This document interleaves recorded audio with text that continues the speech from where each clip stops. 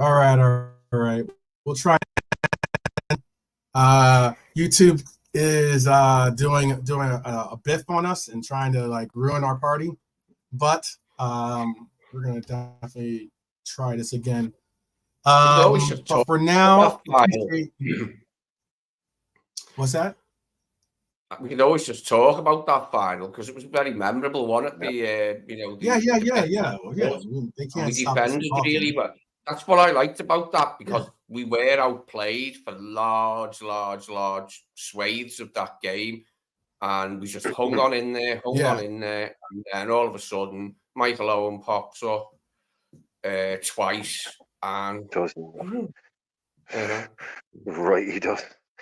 Oh my god! I don't know. I mean, I when I watch those games, I'm in a forgiving mood. Yeah, when I watch him do stuff like that, you forget the Man United stuff. But Lee, you'll remember, and everyone, if you Arsenal fan, I actually did watch that game in full 2 days ago, and so I remember the whole thing completely now. And I remember the story now when you look back is that we were absolutely battered, and we were clearing shots off the line here, there, and everywhere. And it was goal line clearances, it was blocks, it was last ditch stuff. There was Hippie block two on the line. One was a shot that was going in, and he headed it away, but he was back on the line. The other one was a ball that kind of just trickled up to him, and he cleared it away. There was another one, a couple of ones where, with a good tackle, but it actually wasn't like the onslaught that people, on show. Like if you listen to Arsenal fans now, they make it sound like it was 17 shots on target. Liverpool did it weren't that bad. They were clearly it was the nowhere better near side. that bad. We anyway, so they've got to just own that, haven't they? Like that we won on the day. So as good as they played, it wasn't good enough. It was. Like you call it a high quality smash and grab. Like that's how we played. We didn't like get forced into doing something. It was how we set out to play, was to hit them on the break. When you go long to Owen or you go long to Heskey, flick on for Owen, which in a high quality way. But the first goal from Owen, the swivel on 6-yard line, where just he has no right to be anything, to do anything in there. It's just a striker. The ball falls exactly where it needs to for him. He buries it. But that second goal, just the pace and the strength, that's him. Like I almost prefer that, like, to most of any of his other goals. I don't know, but to me, and that was when he was kind of, even he'll tell you he'd had a big injury at that stage. I love David Seaman's despairing reaction as it went past him, and then when he stood up after getting off the deck where he tried to get it and didn't, stood up and was like, yeah, you've been done there, mate. Like Andy Gray was the commentator on it. Like, as much as he turned into whatever he turned into back in the day, like you watch some of these, Andy Gray was a brilliant co-commentator. He really was. Yeah, he was good when it came to strikers, like old school kind of. Not over explaining things, just telling you as an ex-striker, he's done that there, just doing this, doing that. He just always kind of put it in a nutshell, like. But he was just, the way he was talking about Owen, he was just like, this kid is just ridiculous. This kid is just ridiculous. So as a striker himself, Andy Gray as a Sky commentator was there didn't seem to be any inherent bias from for clubs who were the rivals of the big clubs he played for. So like he played for Villa. I don't think he hated Birmingham. He played for Everton. I don't think he hated Liverpool. Did he play for Rangers? Was it in Scotland? Yeah. He made his name at Rangers. I don't know if that's the case with Celtic, but you know what I'm saying about his commentary years ago? He just got into the swing of it. And a lot of these ones now, you feel like they've got biases, don't you? Quite a few of them. And they can't wait to lay into certain teams. Without a doubt. I think he just enjoyed great footballers, and he didn't overcomplicate it too much. Whatever, later on, he probably became a bit of a dick. But just the way he used to commentate on it, that it was just the way he talks about Owen and Fowler And at times, Collingwood, you could, like the way he talks about Fowler when Fowler is 18. There was someone on, Harry Redknapp said, like, before that West Ham game, Harry Redknapp said, and he'd played with him, he said that Fowler was the closest thing he'd ever seen to Jimmy Greaves. And, like, to those guys, Jimmy Greaves is Ronaldo. To the likes of Harry Redknapp, they're talking about Pele and Ronaldo when they talk about Jimmy Greaves. That's how good they think he was, and he was.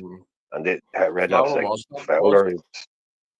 Fowler was, when he was 17, 18, when he was 18, he was scoring like 4 goals in a game against Charlotte. The guy was a phenomenon. Goals as well. He could score any type of goal, couldn't he? From any angle, any speed of shot, any type of shot, headers, deft headers, powerful headers, sneak headers. Could create, could drop, could create, could pass.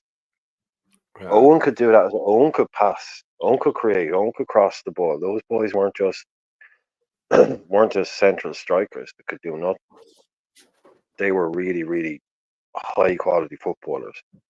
When you look at kind of even the direct play that you used back then, that wouldn't have made them look that way more often than not. But someone like Owen and Fowler, like you said, they pretty much name a goal that Fowler couldn't score.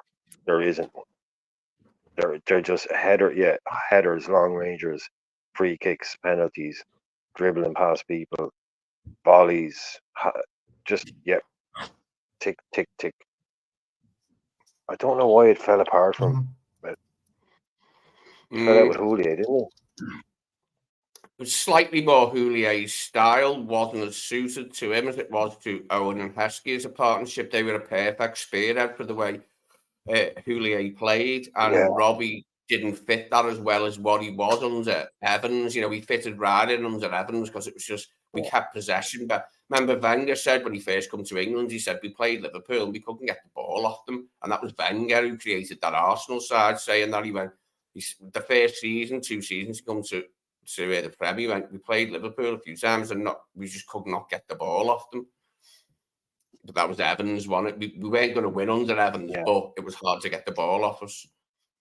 Oh, when he was when Fowler was in that front four, basically where it would have been to a degree, Barnes, McManaman, and Rush around him a lot.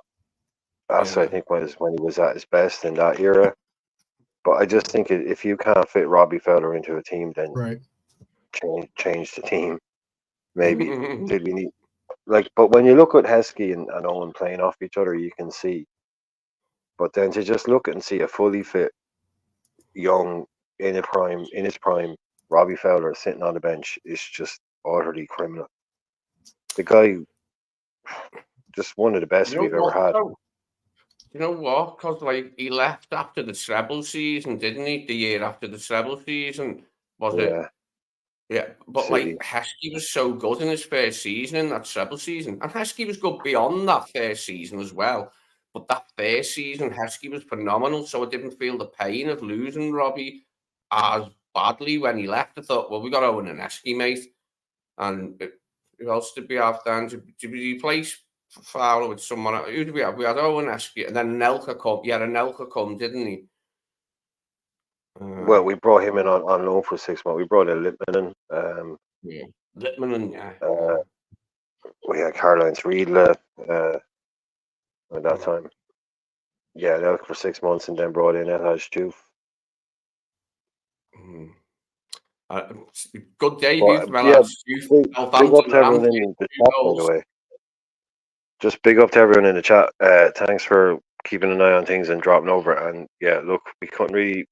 We got copyright strike. It's going to happen, I suppose. And they took it down, but we got the stream back up as quickly as possible. So we're just going to probably just have a chat about stuff or whatever, and maybe we might get another game up, or maybe we don't. But it is what it is. Something we could do real quick. How about we do this? We'll do an impromptu little. You're very glitchy. You're glitchy. You're very glitchy. We'll do an impromptu. We'll do an impromptu session. I'll do Irishman versus Lee versus versus the chat. I have 25 questions here. So we can just I'm not sure if you can hear me, but you're super glitchy. I'm glitchy? Yeah, you're really glitchy. No problem. Your sound and your picture is super glitchy. Okay, give me 1 second. It's more the picture than the sound. Yeah, and then it's as if he's going to be asking questions. He's going to have to get his sound right.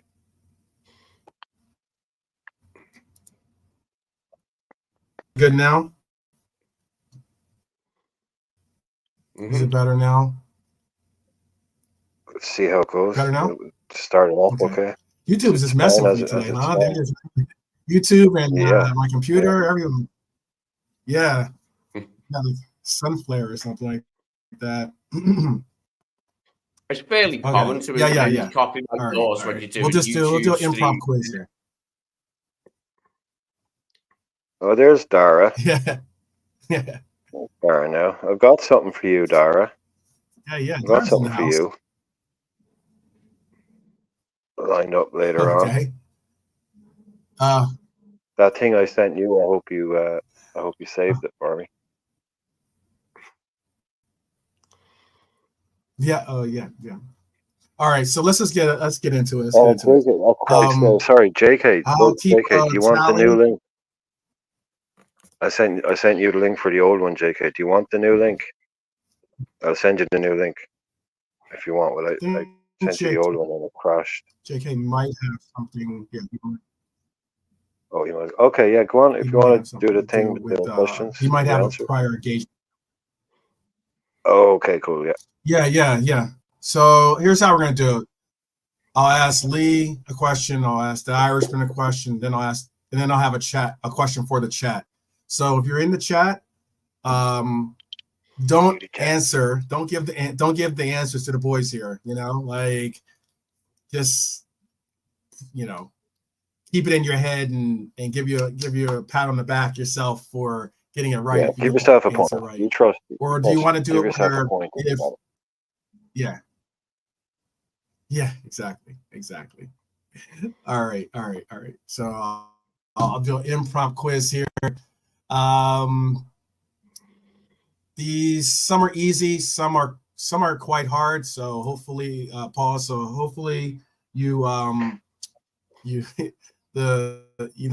think I'm trying to be biased. I'm just going straight down on these questions. Okay. All right. Who wants to go first? Didn't sign up for it. Who wants to go first? He didn't sign up. I know. I know. Lee likes trivia. You like trivia, right? Yeah, let our guest go first. Okay.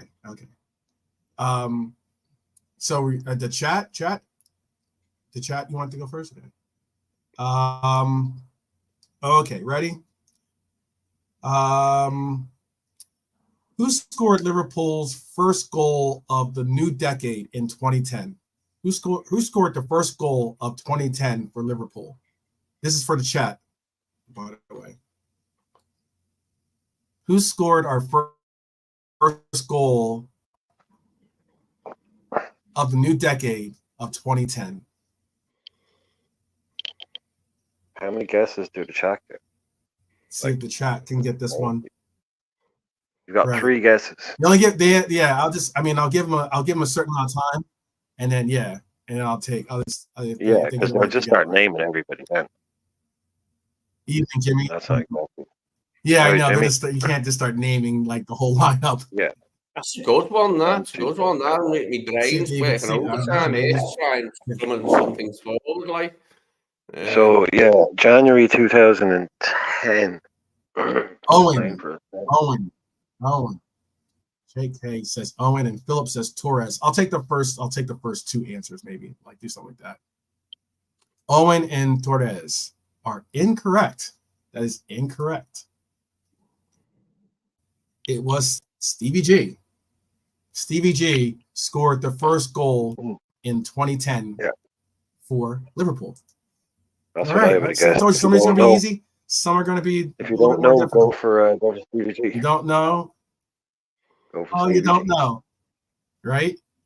Maxi Rodriguez who's that would have been a really good one too. Yeah. I was going to throw that in. So so we'll go with Lee this time. All right. Against which team did the Reds record their first win of the new decade in 2010? This is the 2010 decade. Who did we receive our first win against in the 2010 decade? I'm going to grab a pen too.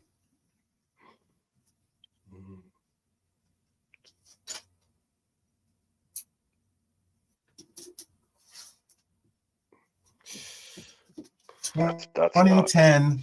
What team did we beat in 2010 for our first win? For our first win.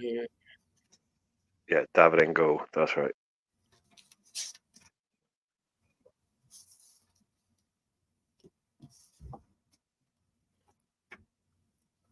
I always did like the New Year's Day fixture. Make sure I keep the score.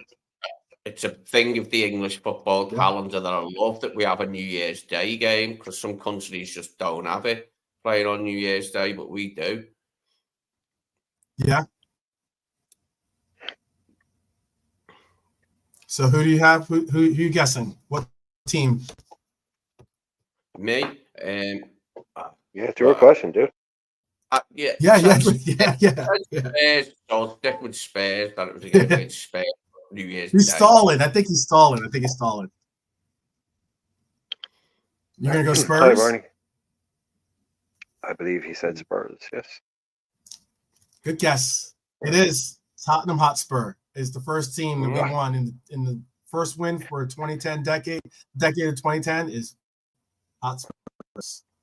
All right, Irishman, you're up. Who scored the Reds' first Anfield Premier League goal of 2010? Who scored the first goal at Anfield in 2010? Stephen G was our first goal of 2010, but who scored our first goal at Anfield? Yeah.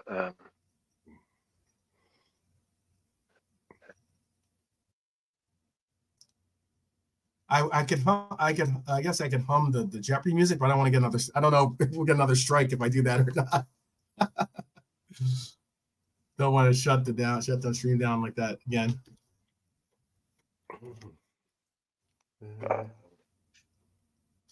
It's a good one, right? I told you some of these are going to be easy. Some of them are not going to be so much. I've got an idea. I won't say it, but I've got an idea. Well, yeah, it's my question, so probably don't. I know, this is the Irishman's. It's the Irishman's. Yeah. Don't give him any hits. You know, when you're just trying to think of occasional scorers, like, who wouldn't be too obvious. Like with this one in my own head.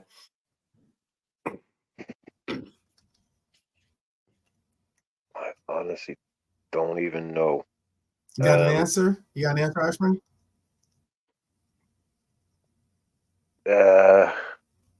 Torres. Go with your gut. Torres. Oh, that is incorrect. It would have been Dirk Kuyt we were looking for. We're looking for Dirk Kuyt. Okay. All right. This one's for the chat here. How many goals did Steven Gerrard score for LFC during the decade of 2010? How many goals did he score in the decade of 2010? Again, this is not easy. This is one that's like just pick, I guess. Compared to the beginning and the middle, he definitely did. He tailed off, didn't do his goals, like, so it won't be as many as like through the 2000s.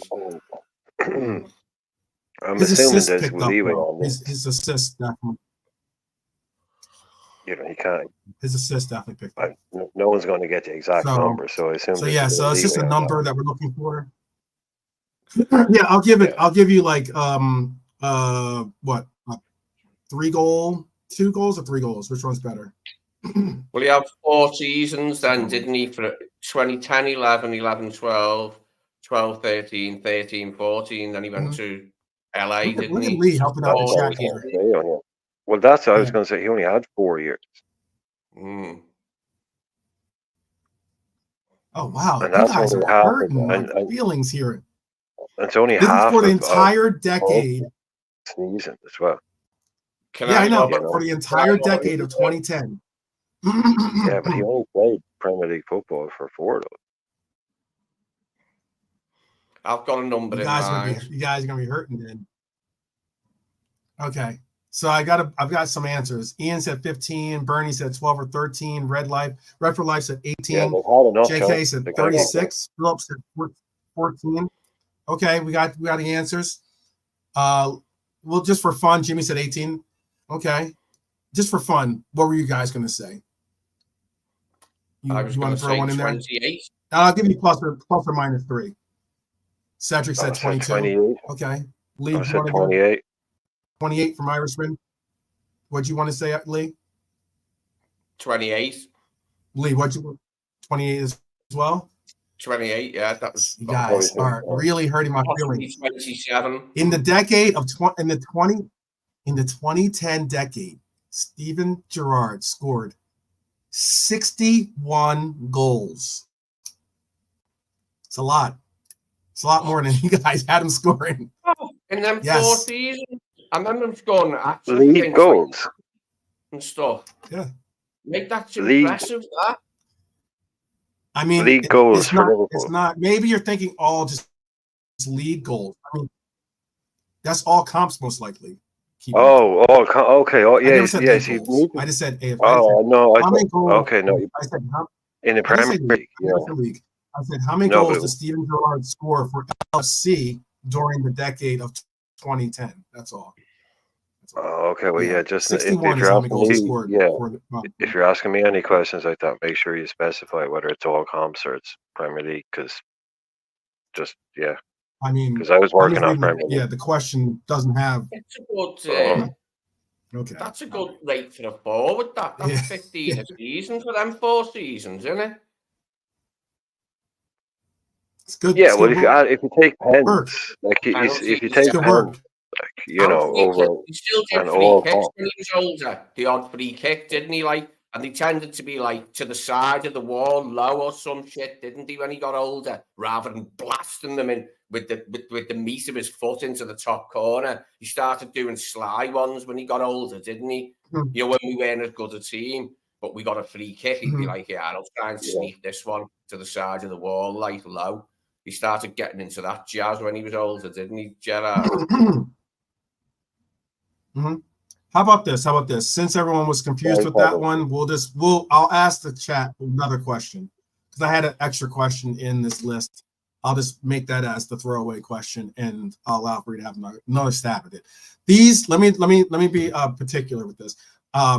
These are all questions about the 2010 decade of Liverpool. Okay, these are all questions dealing with some way and somehow dealing with the 2010 decade. So from 2010 to 2020, these are all questions about that decade. Okay, just so you know, in the chat and on the panel, make sure that's competition. Okay.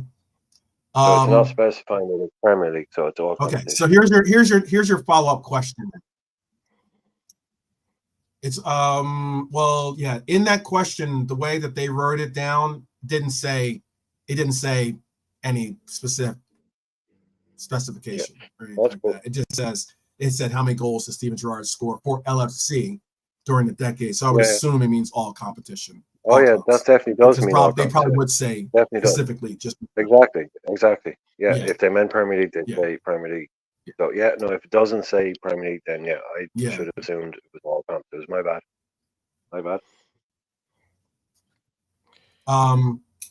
I'll ask this question though. Again, this is for the chat. Then, all right. Who scored the Reds' first European goal of the decade? Who scored the Reds' first European goal of the decade? I've got someone in mind instantly.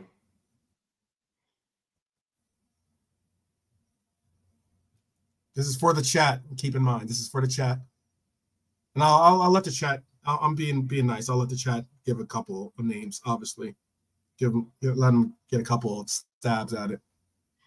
Bonkers give 'em one saying guess. Dirk Kuyt. Yeah, I suppose if we give everyone just one Suarez is guess in the each, chat. that's it. Get the one guess. Suarez. All Okay. right. Okay. Bloody Roy Hodgson came in, didn't he, in 2010 when Rafa left? Roy bloody Hodgson. What a Too early washout for that was. Oh, he was pitiful, wasn't he, Roy Hodgson? And I didn't lay into him because I liked the man. I rated him as a coach. I didn't lay into him at the time, but it was a dark shit time to be a Liverpool fan when Roy Hodgson was manager after Rafa left. We had no money. Yeah. When we gave him money. Yeah. You don't mind me saying that, do you? Frank used to wig out about me saying the S word sometimes.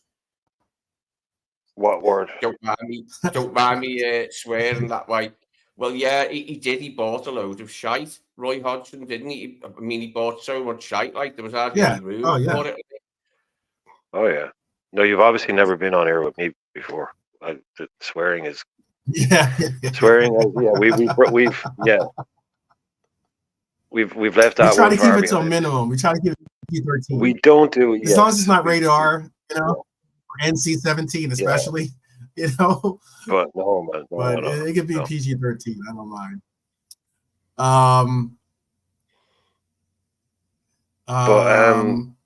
What are they going with? I think they've had enough. Yeah. You only get one. So got Joe Cole. We've got Owen, Gerrard, Suarez. One for Fowler. Yeah, do you want to give it to him? KJ, how we doing, man?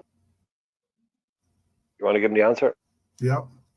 Here we go. Has anyone got it? Yep. I was gonna let me let KJ. I'll let KJ give a shot. Does he know the question? KJ, do you want to give a shout for who scored the Reds' first European goal of the decade of 2010 to 2020? Fowler? Nope, that's not it. Joe Cole is not it. Go Fowler too. Okay, big up. I was thinking of a defender. I put it in yep. Is that who you would have guessed, Brian?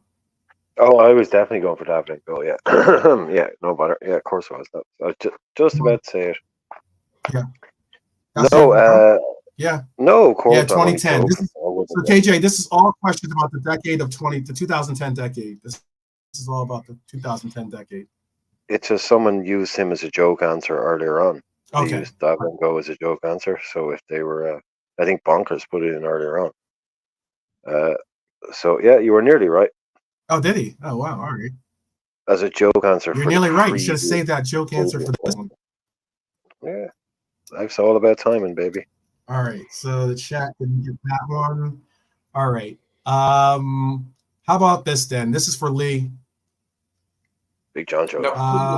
Who scored the Reds' first Merseyside? No, this one you might know, Lee. This one you might get. I can't see the chat. David and Go, Lee. Yeah, David and Go. You know, I fancy. David and Go. I was thinking of the Greek centre half, Sotiridis, Kyriakos. John Joe Shelby. Yeah. Don't be giving away future potential answers. No, I know, KJ. That one's a good one. This one's for you, Lee. Who scored the Reds? I think you might get this one. Who scored the Reds' first Merseyside derby goal? Excuse me, of the new decade. Who scored the Reds' first Merseyside derby goal of the new decade of 2010 of the 2010 decade? Torres. Oh, wow. That is incorrect. Dirk Kuyt, once again. Dirk Kuyt. I thought maybe you'd even gone to that game or something like that. Yeah. If you guys had, I guess it's Norm's not with us today, so. Well, yeah, Norm would be just spoiled. For as much as I know, I got. Oh, am I? Oh wait, which? Okay, what? sorry, I'll give it to. I'll give. This is the next question. Then I won't go too in depth. Then I'll just ask. The next question, Irishman. Which defender No, was I on was. the mark for Liverpool? Oh, there must Oh, be a huge delay. go I ahead. said that ages ago about something else. I wasn't talking to you about that. About giving answers away. Is that what you were replying to? Oh, okay. No, Okay, I was my bad, just my bad. that was me. I was just saying some of that. Yeah, I was just talking It about might be a little bit delay. delayed. Yeah, there must be a huge delay. I said that about 5 minutes ago. No, I was just saying Yeah. before Lee was talking about No, no Kyrgiakis, I was worries, like, no worries. don't give away any answers, man. And then you asked me a question. I was like, I really hope the answer is Kyrgiakis. Oh, I got you. So yeah, no, Yeah. what's me? I'm up. Okay. It's my shout. My shot. Let's go. May as well get Yes, another you're one up. wrong. You're up. All right. This is your question. I'm just going to turn my cam off. Which defender was? Yeah, no problem. Yeah, sure. No worries. Which defender was on the mark for Liverpool in the 2010 League Cup final? Which defender was on the mark for Liverpool in the 2012 League Cup final? The 2010 League Cup final. 2012. 2012. 2012. Was that? Yes, League Cup final. Well, that would have been Chelsea, was it? Mm-hmm. Was that Chelsea? I'll double check for you. Which defender scored for?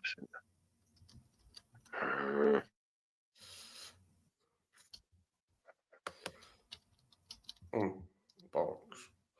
Oops. I hope it wasn't Kyrgiakis.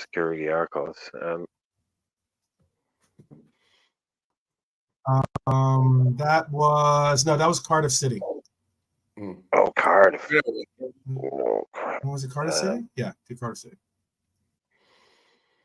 Yes. That was against Cardiff. Mm-hmm. No looking at the chat too. I'm not looking at the chat. I know Lee can't see the chat. That's Brendan. It's not bad for him. That's Brendan. Or is that Kenny? No, that's the one Kenny wins, right? Mm-hmm. Oh. Yeah. Who was dangerous? Who was dangerous then from corners and stuff? From the back. I'm just going to go with it. Was this a Kyrgiakis? I'll give you that plus. Yeah, that. Who you going with? Was it Kyrgiakis? Oh, I know why it might be a delay. I think there's a huge delay on this. 1 second. It was not. That would be incorrect. Yeah, I know why. It should be better. It should be better in 1 second. It should be better. I see why it was possibly a delay because I had I had two StreamYards open by accident. So is it better now? Hopefully that solves what we needed. Yes, that was against Cardiff. It was 2012. And KJ had it correct. If one of those names is correct, it was Skrtel. That was I should have said Skrtel. Martin Skrtel. Remember how dangerous he was corners getting like near post. I know, I know. Sometimes when the ball just fell, when there was like a battle for a header and it fell, he could just lash it in with his foot. He was good at that as well, finishing with his foot when the ball fell. Yeah, but he wasn't that good. Yeah. I think we just remember the ones that he scored. I don't think we remember the 750 times he went up and did nothing. Mm-hmm. You know, he was okay, Skrtel. He was always just okay. Agger on the other hand, if it wasn't for injuries, Jesus, what a footballer. Wow. You see him stepping onto the ball from 35 yards out, and people are like, not in a Joe Gomez kind of way, they're kind of, no, shoot, man, hit it, you'll probably score. That guy was lethal, just pure class. Like the kind of guy that, would have walked into it, like fully fit, like one of those, like, top AC Milan, Barcelona, Ajax, total football teams. Could have played everywhere, anywhere. Just injuries to one of my best mates as well got huge. He's covered in tattoos. He's huge. This guy's about 6'4" as well. He's about 300 pounds. There's a lot of them. Mhm. He's covered in Mhm. Transformer tattoos and Slayer tattoos.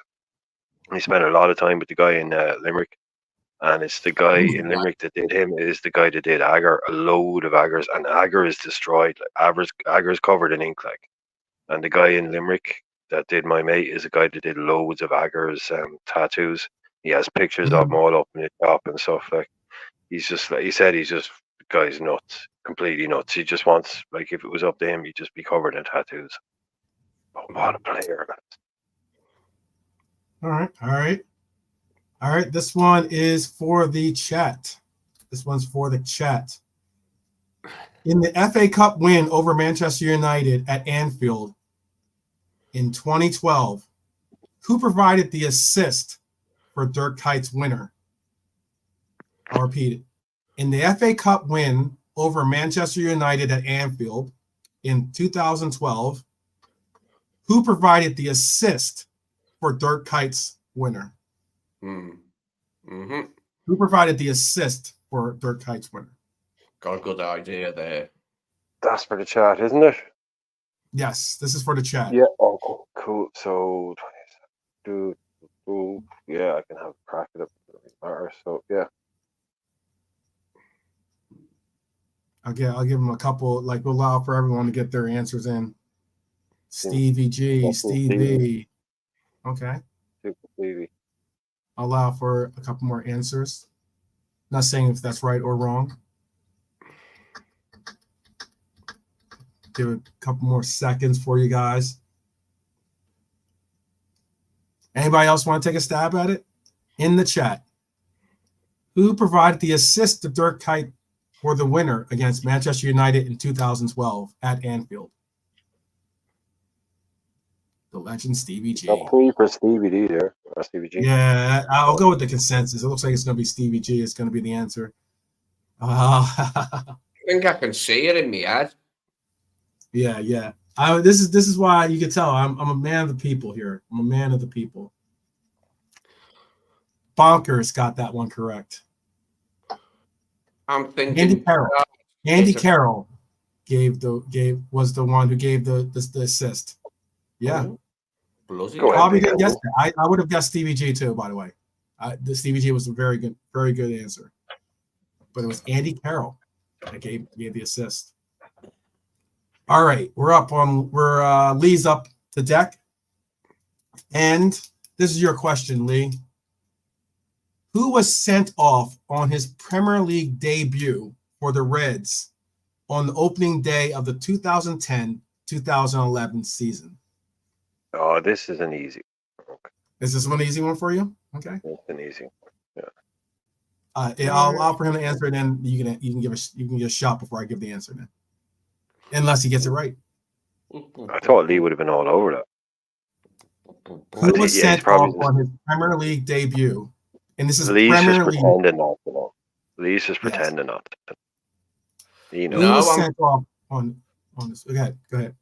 I'm flummoxed and bamboozled all at once here. I'm no way getting this one. Don't stand up, whatever you do, then. If you're flummoxed and bamboozled, do not stand up, whatever you do. Got sent off on his debut, man. Bloody hell. Yeah. You might be overthinking it. That like that. Bloody hell. No, I haven't got. I've got 2010, Bernie. 2010, yes. Bernie. Yep, 2010-2011 year campaign. 2010 to 2011. My mind is an absolute blank on that one. His debut for the club now, not his Premier League debut, by the way. So his first game for Liverpool. Yeah. So he had played in the Premier League before as well. It wasn't just. So he wanted a new player to the league. He had been in England before. I mean, I thought you'd be all over this, man. Yeah, it says the question is who was sent off on his Premier League debut for the Reds on the opening day of the 2010 to 2011 season. Lee can't see the chat page. Yeah, there you go. There you go. There you go. All right. Yeah, watch what question I got. Yeah. Watch what question I got. Yeah. We'll see. All right. Here's your question then. Who is your question? This is for the Irishman. Who scored the last goal of the Rafa era?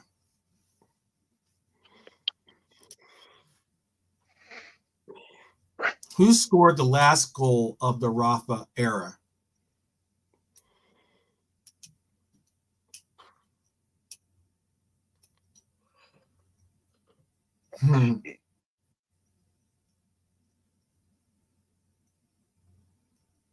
So that would have been.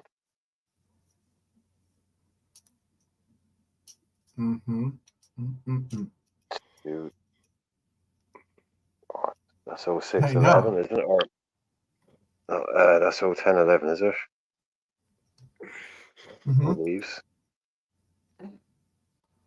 Oh, I'm so bad with dates, and you know I'm bad with dates. Like, I'm just going through the list. I'm not being. Yeah, I'm not cherry picking anything. Like, that's my first struggle here. I'm not even trying to think of it. I'm trying to remember the actual year at the time. Forget what I know. Most people are like, oh, that team. I know Peter Crouch. Are you going Peter? Or is that your guess? Yeah, I'm not going to try. I'm just going to throw it out. He probably wasn't even still there. You're gonna okay? You can go. I mean, yeah. All right. No, that's my guess. That's my guess. That's your guess, Peter Crouch. You want to take a stab at it, Lee? And in the chat, I haven't seen anyone in the chat giving any answers yet either. Maxi Rodriguez? No.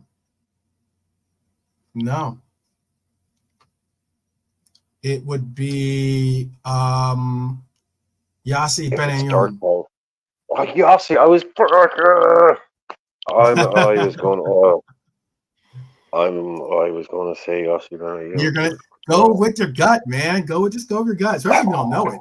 Yeah, I love Yossi. Yossi Benayoun was silky, wasn't he? I liked him. Yeah, he was a classy player, Benayoun, when he got it right and done his best Yossi bits. He was mega. His best Yossi bits like blew your mind, didn't he? When he Yossi'd his head off like for everyone. Like getting the win. Wow. That was a good Yossi moment. Like, it was unlike Yossi to sneak in, wasn't it? Like, the smallest player in the box, and he just snuck in and went to have that. Give us the victory. I thought he was. I liked this play. I thought he was a good player. He just never really for some reason he just couldn't. To win at Real Madrid is always very special. So whoever scored the bloody winner is going to be remembered for a long time. Mm-hmm. And we were a good side at that time. When we brought them to Anfield, then we absolutely hammered them 4-0, didn't we? We just shat on them, you know what I mean? Oh yeah, that was one of our strongest. Yeah, that 4-0 against them was pretty insane. Even though that was that night. One day Ramos was the manager, wasn't he? One day Ramos, who'd been at Spurs, and went back to Spain, take the helm there. And we give him a nasty reminder of what it is to play an English club. He was cack at Spurs one day, Ramos, as I remember. I think he did win them the League Cup, though, didn't he? That was their last ever trophy. One day Ramos won it for Spurs. Yeah, I think before that game, before the Real Madrid game, before he buggers off back to Real Madrid. Yeah, I think he replaced Yal, I think. They there's a lot of good managers come through the Premier League and get spat out. Like Juan Ramos did big things at Sevilla. Like, he's been to a lot of big clubs. These guys, they go to Spurs, and they end up in the Spurs machine. So it's a tough nut to crack, the Spurs job, isn't it? And has been for a considerable time now. It's been a problem for Spurs to find the right man for a long, long time. It should be a really easy job as well. It should be that's the thing about the Tottenham job. It shouldn't be a difficult job, because club, innit? all of those fans, their owners are dickheads, right? But the Spurs fans aren't delusional. They don't expect to win things. They don't think they're going to be this or that. You get the newer fans or whatever. Have you heard him in there? No, I was just going to say this year they thought they were winning the newer league. fans. Yeah, but you get some of the newer fans online. I just mean they're traditionally their fans. They don't win Yeah. leagues. They don't win Yeah, yeah. cups. They're not like, oh, why aren't we competing? Why aren't we competing? It's just, oh, maybe this year Right. we might do something.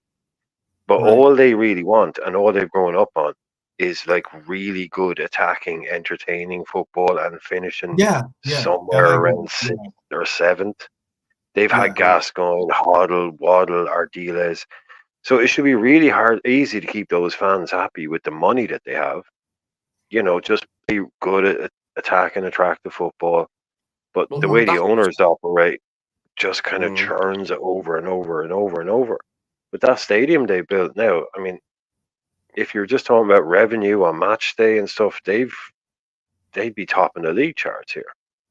Mm. So they've got everything in place. Like it should be just it's a real high. I always think of them as a high class version of West Ham. Mm-hmm. Mm-hmm.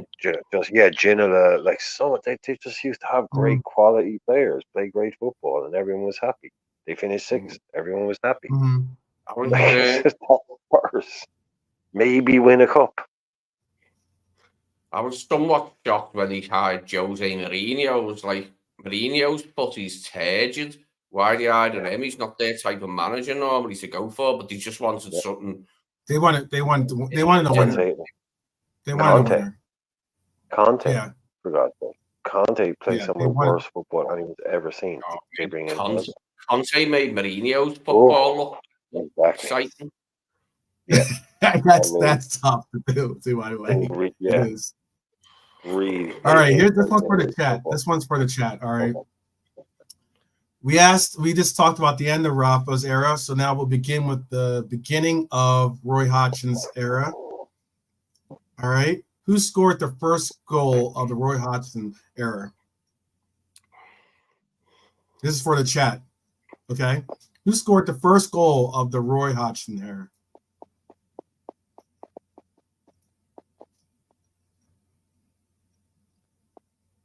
Do do do do do do do do do do do do do do. All right. Jimmy coming in with a safe one there. I know. Yeah, that's a safe guess there. I'm not saying right or wrong. I'm gonna allow for a couple of answers to get. Yeah, I was gonna say good one. All right, KJ. I didn't know if you were serious for a second.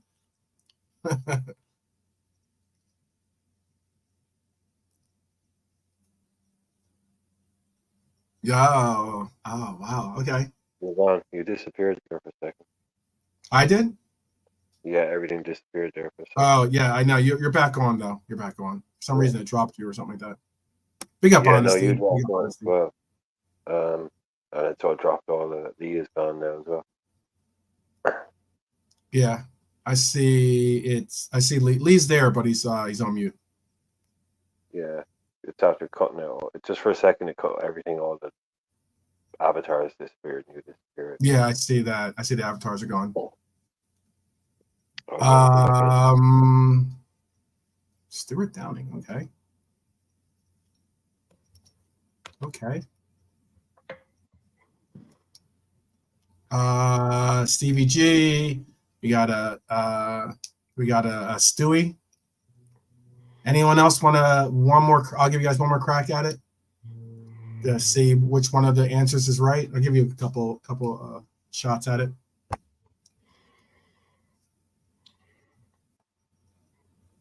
If no one else is going to take a shot at it, I will have to tell you the answer. What's the answer? What was given? All right. So it was David Ngoa. That's right. Again. Yep. Gee. Yep.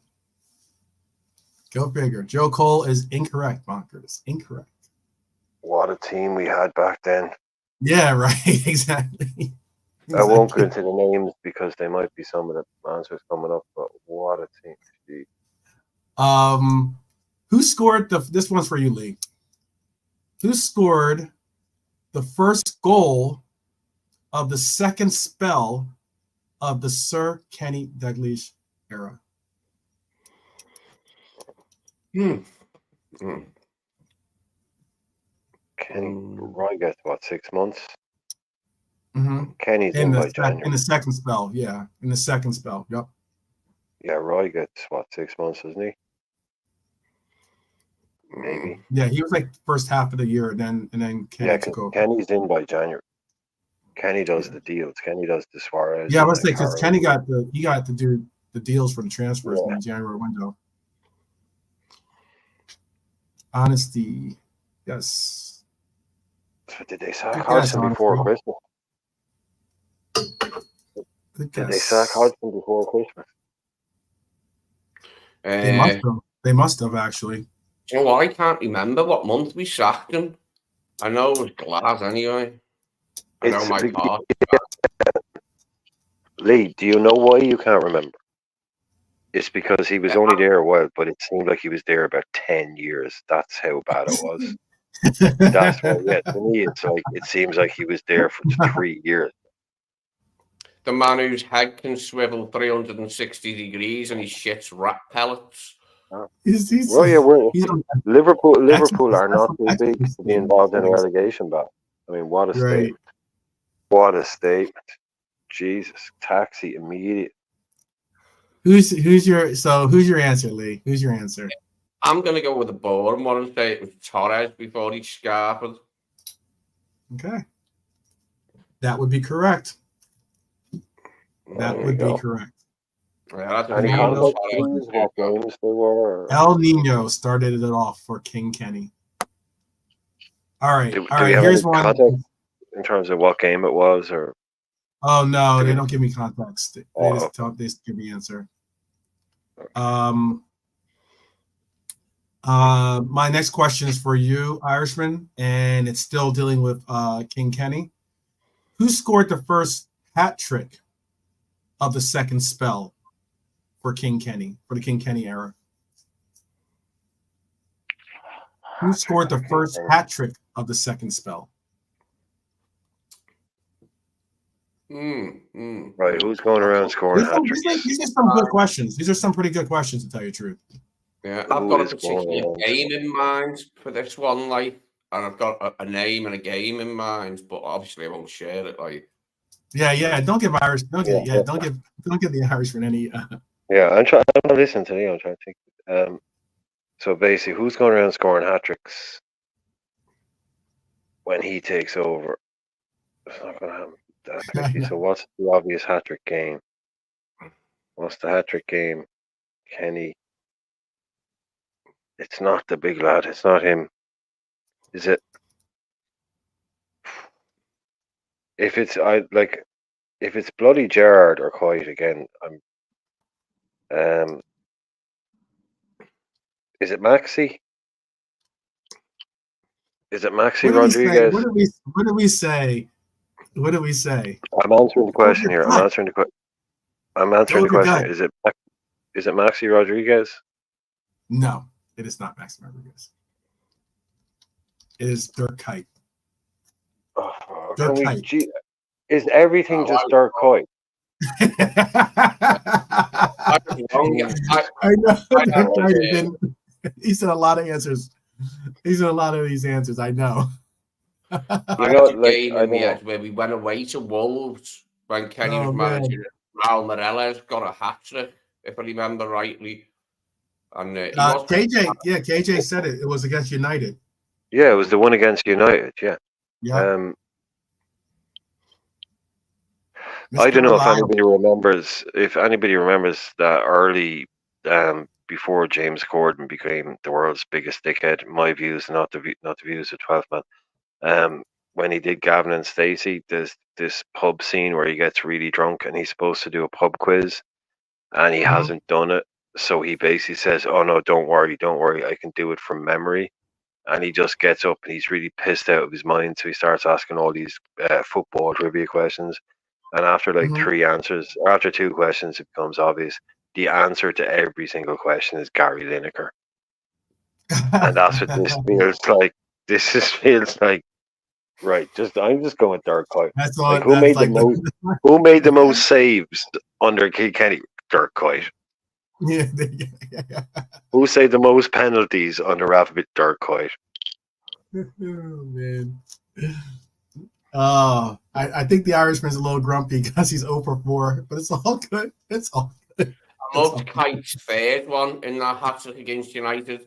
As I remember it, Gerrard is a free kick, and it was quite low, and it was by the post, and the keeper got it, but Kite just snuck in there and got the rebound to get his hat-trick, like, and it was... Oh, it was a horrible... Yeah, it was one of the worst hat-tricks you'll ever see, like, in terms of quality. Like, you're, you know, brilliant, you know, obviously an amazing hat, but in terms of just it was like, yeah, pure 6-yard box poaching. Like, I have to say, a United incident I enjoyed as much as that was Nani's back header that went straight to one of our players and they scored. Remember, we played United at Anfield and Nani was on the edge of the box trying to head it away from their goal, but it come off the back of his head and went straight back over by the post in the penalty spot, and someone was there to snaffle it up. That and Nani falling over twice when Carragher asked him when he got up and went to the ref and then fell over again, that we were laughing at the other week. What a muppet Nani was. Quick question though. Was he underrated? Because I don't think, like, he was a clown. I don't think he's actually as, because he replaced Ronaldo. Well, Antonio Valencia replaced Ronaldo technically, but he was supposed to be the new Ronaldo. He's a good player, but you know Ronaldo, was he? No, but it's kind of weird. He was better in that position than him. Yeah. Valencia was, and then like I don't know, but Nani, it's actually Nani's one of those players that no one ever really talks about. He gets really kind of forgotten. He's skillful. Valencia was more direct as a wide player, but I like Valencia.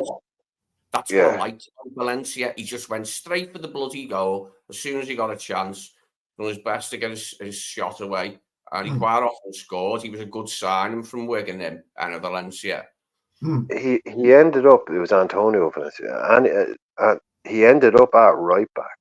If he was starting these days, I think he'd be a right back.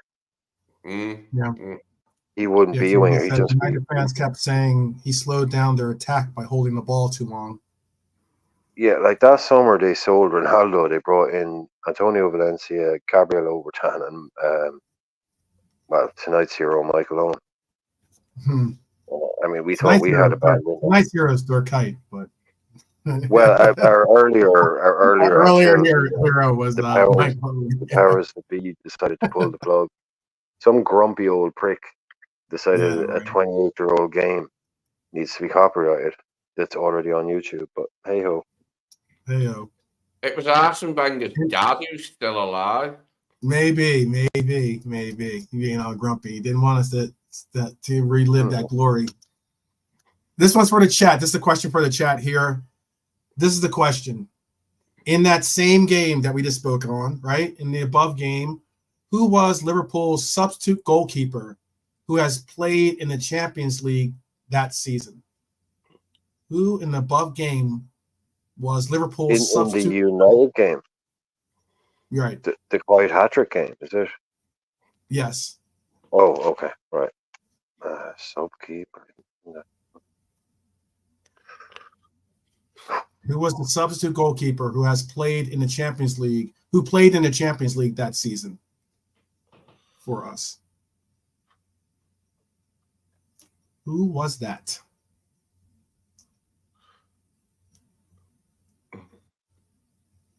And that's tough. Thinking Brad Jones. This one's for the chat. Yeah. But Jones is one. The Jones are done. Jones is the answer that KJ just put in. Bonkers is going with Jones. Okay. 2012. Give a couple more seconds for the chat.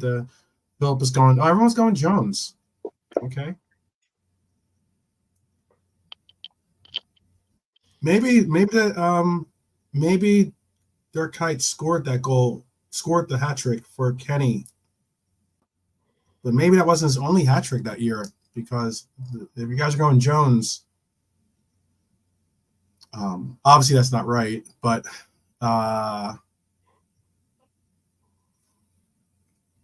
you guys want to take a crack at it? You guys want to try? Irishman? Lee? No, that's the only name I could bloody think of, Brad Jones, mate. I couldn't think of any others. No? Cavalieri. Who is it? Diego Cavalieri. No. Peter Galaxy. Ah, yeah. Peter Galaxy. He's doing all right now, isn't he, in the Bundesliga? Yeah, Yep. he's had a great career after leaving us. Nice Really lad good as career. well. You know, when he says he liked being here and that, even though he didn't get in the team, he buzzed off being here. At least he was here, he said, because he's a good lad talking and that. Like when you hear him talking about being at Liverpool, he's like, yeah, I enjoyed it. Didn't work out, like, but you know, I've got a career now and I enjoyed my time there. Yeah. So big up to Galaxy. If you go to Liverpool and you don't quite make it, I mean, it's a lot easier for you to get a transfer to somewhere. If like you go to Rotherham and you don't make it, it's like, well, look, hey, guess what? He wasn't quite good enough for Liverpool. Yeah, but they wanted him for 4 years. Obviously, he's good enough to play for a lot of players or a lot of clubs. So it is a good standing point. And he's gone off, and he did have to go down a bit, but he's worked his way back up as well, which is good. Yeah, with Leipzig, and so he's done really, really well. Do you know what, mate? There's so many good players in every position, right back. Yeah, he became Leipzig captain. He did. He became the captain too. Yeah, a lot of good players have come to the Prem, but they were abysmal. Some of them, and some they were all right, but it never worked out. And then they go back somewhere else, and they're absolutely brilliant back in their own environment. Like whether that's going back to Spain and Portugal or going back to like Germany and Holland. You know, we've had so many players. I don't mean us. I mean the Premier League as a whole. Premier League in general. Yeah, totally. Players come in who you know are quality, but it just doesn't work for them. It doesn't work. Right. Too much for them. They can't get into the rhythm of it, whatever it is, or maybe it's something else.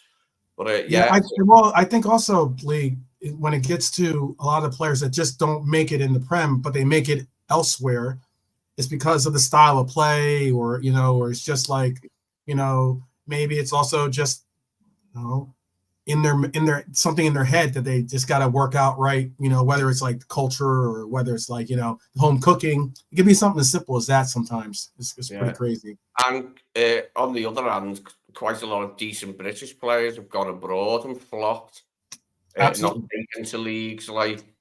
So, but then returned home and played well. Yeah. English players are famous for not going abroad. I mean, they're famous in world football. English players are famous for never going abroad. Is it because there's no beans on toast? No beans on toast really isn't a. It's why you can count on two hands. Italy? I'm joking. Yeah, no, but it's why you can count on two hands those that have done it. So people say, "Oh, he did." It's like, yeah, there's a reason why you can remember the 10 guys that have done it. Name the 10. Name every Italian that's ever done it. Name every Spanish player that's ever left. You know what I mean? English players rarely ever go abroad. They did it back in the day when they went to Italy. Why do you think they went to Italy? Because the money was there. The money was there. Do you remember when Ray Wilkins was getting offered the same to play in England by then AC Milan are offering him? He's staying in England. He's not going to Italy. Yep. I'm old enough to remember a time when there was only a very liberal smattering of foreign players in the Premier League. There was only like a handful that weren't British from at least one of the 4 countries, you know what I mean? Or like including Republic of Ireland. Do you know what I mean? There wasn't, Argentina, Ricky Villa, Liverpool, we have foreign. Was the Avi Cowan was one of the first ones? I think the emergence of the EU though probably had an impact on that too, though, at one time. And then you have like foreign player rules. More you can have. Yeah, that's what I mean by the EU. Yeah, all those things. And like you said, two subs in the 80s, 2 subs. Yeah. Now you can have 25 people on a bench. Remember, but which question are we at? Just so we can keep. We're at This is yeah. We only have a few more questions left, so let me. I'll start. I'll pick up the pace here. All right. Who scored? This one's for you, Lee. Who scored the first goal of the Brendan Rodgers era? Who scored the first goal of the Brendan Rodgers era? Susto. That would be incorrect. Stuart Downing. Stuart Downing would be the correct answer. Stewie D. Stewie D. Stewart. We're getting into the good time. Yeah. Downing is all right. He weren't the best winger, but he did all right because we weren't very good at the time. You know, I'm not going to go down to Stuart Downing. No goals and no assists. Yeah, dude, no he goals, was not good. No assists. Even I'm not going down that one.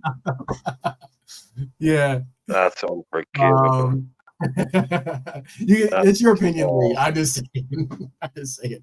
I think the only time Stuart Downing's actually played well for Liverpool is when he played for the youth academy.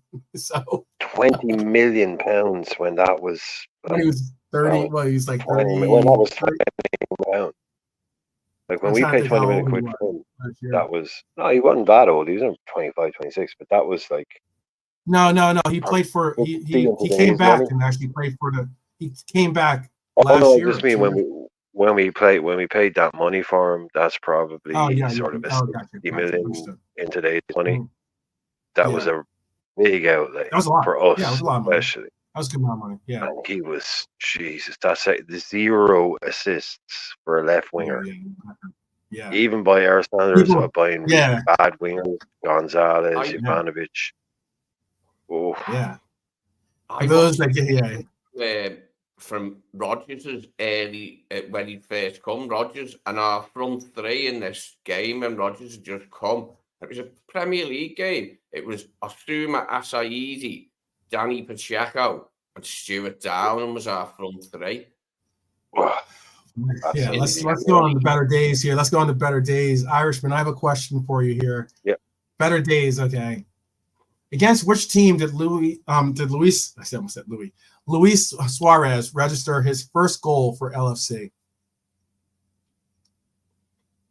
Against which team did Luis Suarez score his first goal for LFC?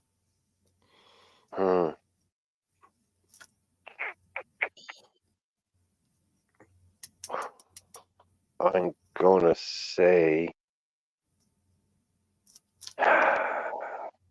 it was probably a lower team. Didn't start off on fire. He came in. No, he did not. He did not. He went the most beautiful goal, but it went in the net. Oh, God. Was it Sunderland? Lee, you want to take one? Take a crack? Stoke won it. He went round the keeper. January 2012. Yes, against Stoke. Red and white. I knew it was red and white bloody stripes.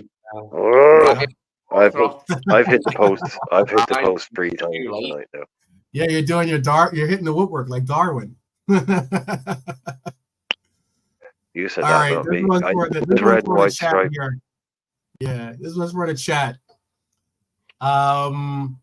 Against which team did Daniel Sturridge register his first Premier League goal for LFC? Against which team did Daniel Sturridge register his first Premier League goal for LFC? Who did Sturridge score first against in the Prem for us? This for the chat, yeah? This is for the chat, by the way. This is for the chat. Danny Sturridge, we bought him in the summer, right? Yes, we did. Yep. So he probably finally got fit around Christmas. I'm only joking. Could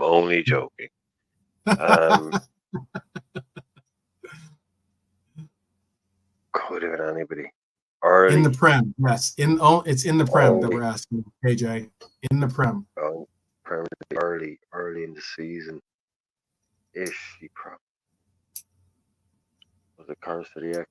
I don't know. I don't even know if we played. I don't know if we played them that early in the season. This team, but Okay, I see you, Bonkers. What's the guess? Got one. Got one guess so far. Glad to Got see two. the courage, Bonkers. I'm glad to see the courage. KJ, big up. That's not correct. So far, you're still out. It's still out there. There's another one. I've got my guess. Spurs, Chelsea. Okay. Looks like I got a couple answers in here. Southampton, Palace, Spurs, Chelsea. You guys are going to be Irishman, you want to take a guess before I tell the answer? Aston Villa. No. Lee, do you know? You wanna Fulham. take it? Wow. That's amazing that you guys all got the wrong answer. I thought you would have gotten this one. Manchester United. Oh, that's Manchester obvious one. United. Yeah. Well, when you were laughing about people not getting it, I was like, "What's obviously like?" Yeah. That's like 15 years ago. Come on. Yeah, I get you. I got you. I'm All right. struggling with 15 minutes ago. I can see that. All right. This one's for Lee. Who scored the first goal of the Jurgen Klopp era at LFC? Oh, I know. Adam Lallana. No. That's a good guess, though. That's probably who I would have guessed, to be honest with you.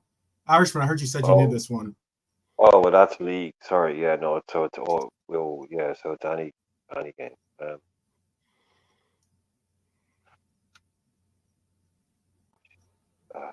First goal in any game. That would have been probably maybe your. Who was it? Yeah, I'll go with go Coutinho. Coutinho. That's what the chat's trying to help you out with. Or are they going for sometimes you in the league. Ran in the Spurs. Yeah, I'll repeat the question. Who scored the first goal of the Jurgen Klopp era? So it doesn't necessarily mean Prem. Yeah, that's definitely not league. Yeah, that's not league only. Who scored the first goal of the Jurgen Klopp era at LFC? Yeah, I'll stick with Coutinho. Coutinho would be incorrect. Emery Can. Emery Can. Oh, okay. Yes. Emery Can. Chan scored a few pearlers for us. Remember that overhead, not quite an overhead kick, but nearly sort of acrobatic kick against whoever it was he was. It was just a zinger, but he jumped up dead high, didn't he, and just caught it lovely in the air. We got two questions. We got 2 questions left for each of you guys. Yeah, because it bounced up dead high, and he just jumped up with it sideways and just laced it. And No. Watch it again. And here's one. Right, here's one for you. I can tell you who played that ball. To Emery Can? To Emery Can. They didn't, but it was one pass, and it was pretty. I don't rate the guy at all. But that was Lucas to chant of all. Like, I mean, to me, he didn't. Emery Can, I don't understand. To me, he looks like a rugby player on a football pitch. I've never understood how he has the career that he does. I just don't see how as yeah, he baffles me. I liked Emery Can, I have to say. I liked Emery Can. I thought he was a good player, but like he got a few injuries that like ransacked his career here. He wasn't always fit, and that interrupted him and that. But I liked Can. I thought he was all right. Just okay. I think he was kind of slow. Yeah. Okay. Yeah. We're nearly done. Is it me now? We're nearly done. We only got two more questions for each of you. Okay. So let me just get through these. All right. Can I just who scored the first hat trick? No worries. This one's for the chat, by the way. Who scored the first hat trick of the Klopp era? Who scored the first hat trick of the Klopp era? Who scored the first hat trick of the Klopp era? And this one's for the chat. All right. It's for the chat. Give one or two more answers for the chat to give a shout. Who scored the first hat trick of the Jurgen Klopp era?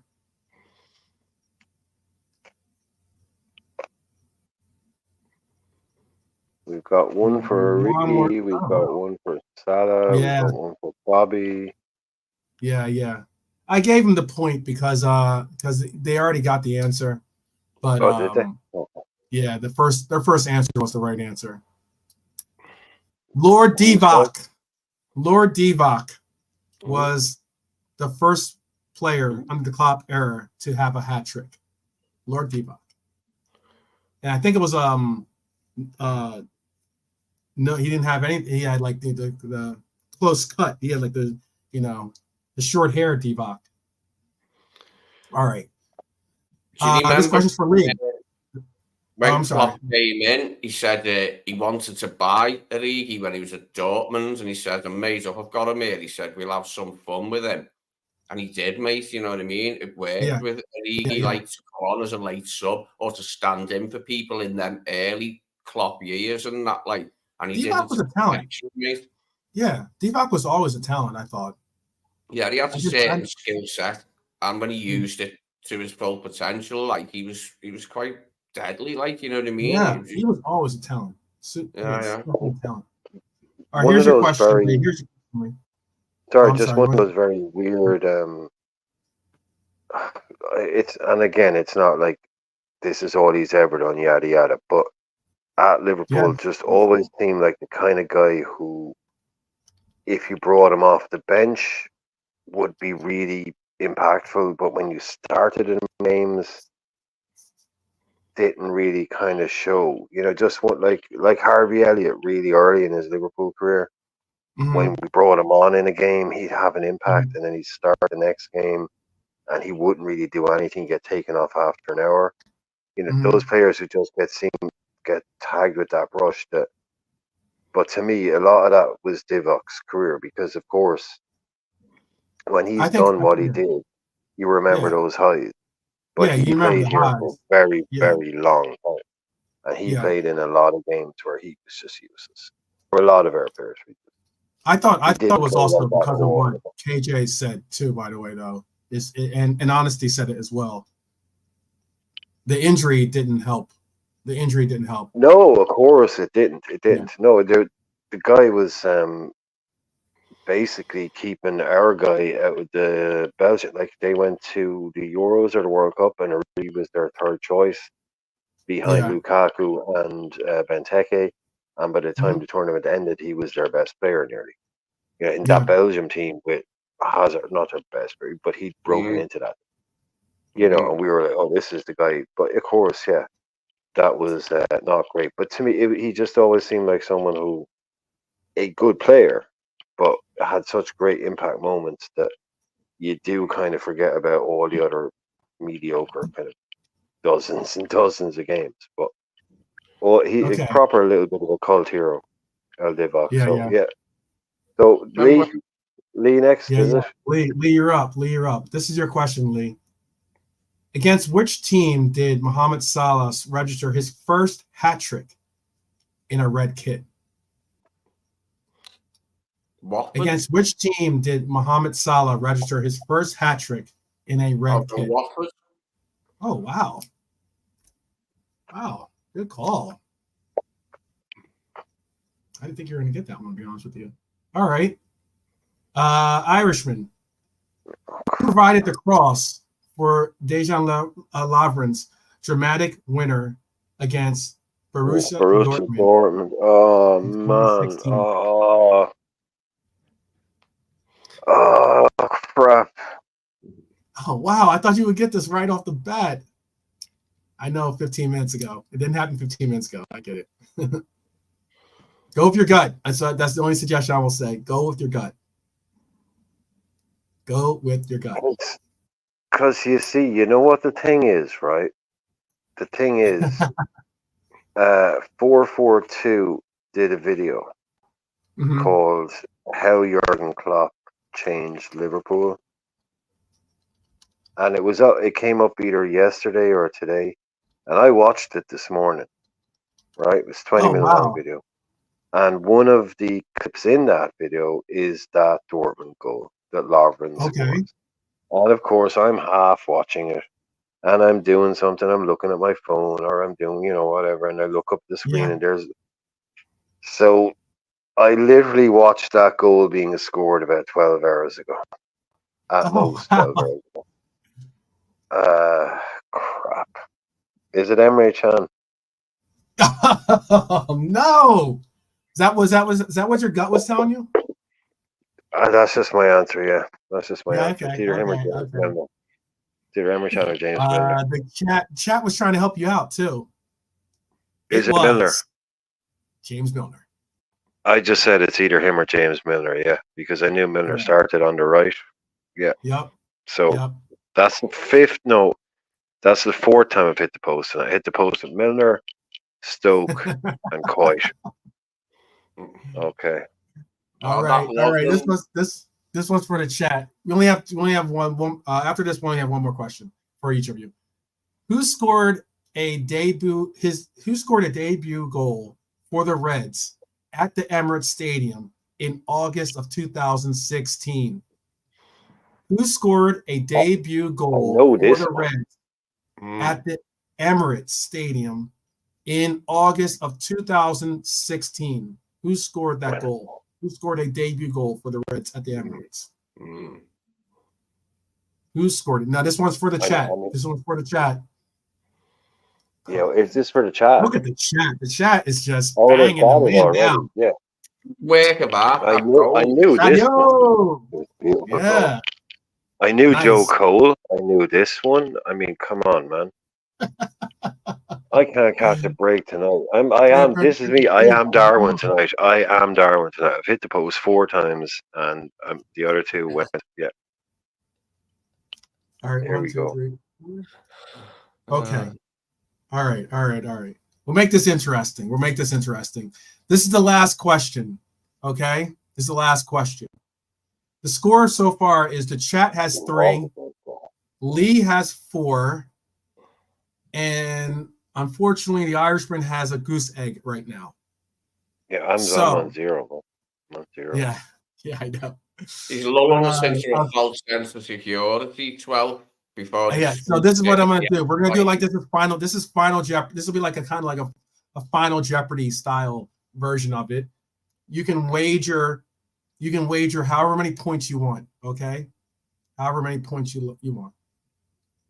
So the chat has 3 points. Lee has 4. I can't wager.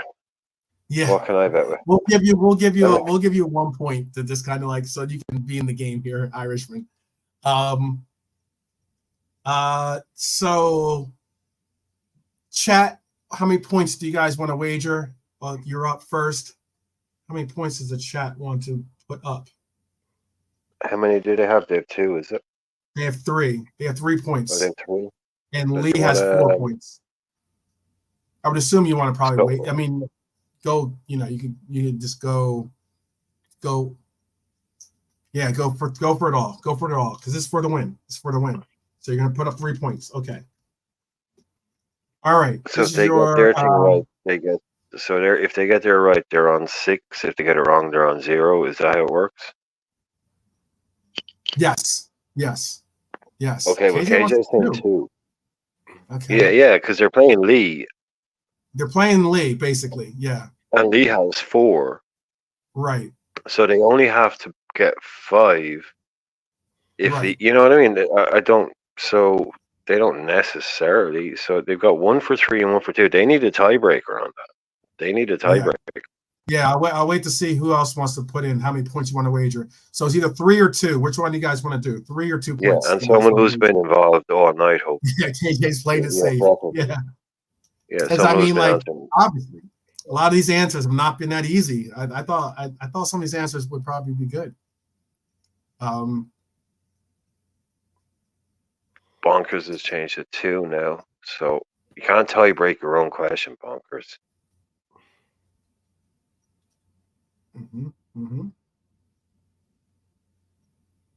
Yeah, I don't know. I think they might want to go for 2 instead of 3.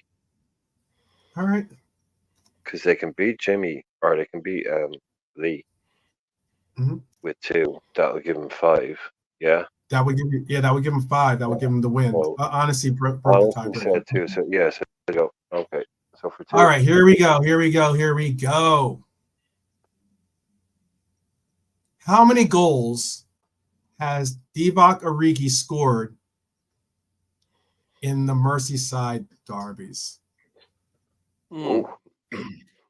Yeah. How many goals has Divock scored in the Merseyside? Do they have to get derby? exactly right? Yeah. There's no leeway Yeah, on you this gotta one. get, No, you they have gotta to get get this one. exactly- You gotta Oh, get this okay. one on the nose. Yep. Okay. How many goals has Divock Origi scored in the Merseyside derby? What a question! I know. But that's why you don't go all in when you don't know what the question is. You played it You've gotta safe. be- I mean, like, look, yeah. you got to You play can it tell, safe you enough know. to win. They played it. I don't know. I suppose that extra one probably might not matter at the end Better of than the day. But 7. You got a 5. Got a 7.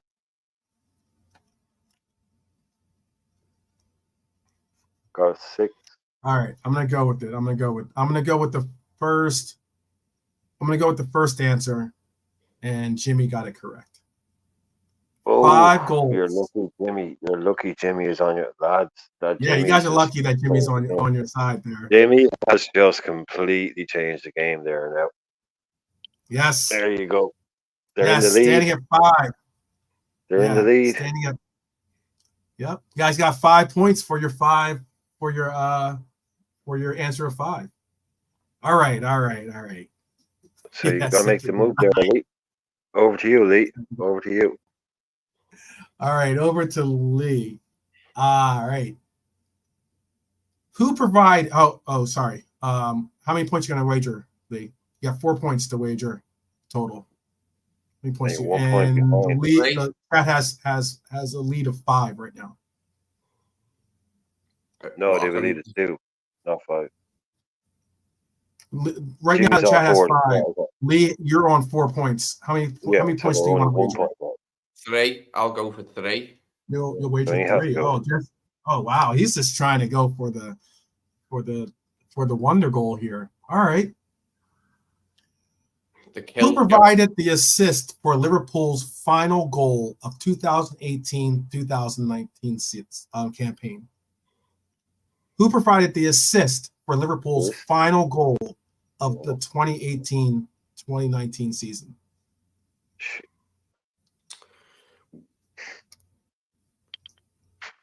Was it Virgil van Dijk? Oh my goodness! You're gonna hate yourself when you hear the answer to this. Joel Matip is who we were looking for. I knew it was one of them. Oh, wow! So the leader now is Matip. Yes, and we said we'd give you a point just for laughs and giggles here, Irishman. So you can register that one. Yeah. This is your final question of the day, people. No, I want to gamble 10 points. Yeah, you gamble 10. Yeah. Yeah, I want to gamble 10. Yeah. Okay. That's how this works, right? So this is your question. You guys can put the answer in the chat. I don't think the Irishman will look at the answer anyway. This is Irish Jeopardy, right? I want to gamble 10. If I answer it right, I win. You can Let's wager go. a Guinness on this one. How about that? Or Let's something. go. Let's go, yeah. Name all 5 of Liverpool's Oh. European Cup winning captains. Name all 5 of Liverpool's European Cup winning captains. Who's it to? The question. Oh, the question to the Me. Irishman. This is the last question of the game. Okay.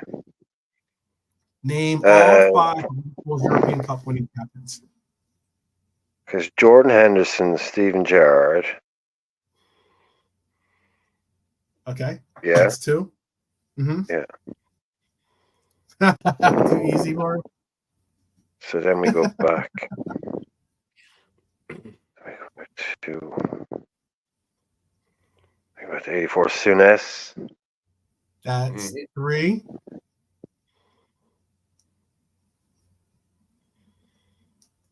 Then we go back to 82. Is it? 2 more to go. Yep. Another perm it was, but a different coloured perm. Yeah, I don't. Yeah.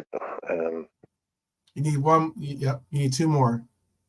I know. I know that Irish is not looking at the chat. I'm thinking. I'm Oh, not. I know. I am not. Oh, I'm thinking. No, he's not a cheater. I know he's not a cheater. So, KJ, you need one more. You need one more, KJ. Yep, you're missing one. Oh, sake. So I got back to CNS and then before CNS. I bloody know the other one. It's is the other one Emlyn Hughes? Gerard, Hendo, you're missing, right? Is the other one Emlyn Hughes? Yes. Is the other one that is one. Emlyn You need Hughes? one more. Yeah, I know. Left. I've gone back one. I know. I need to go between the one between Hughes and Souness is.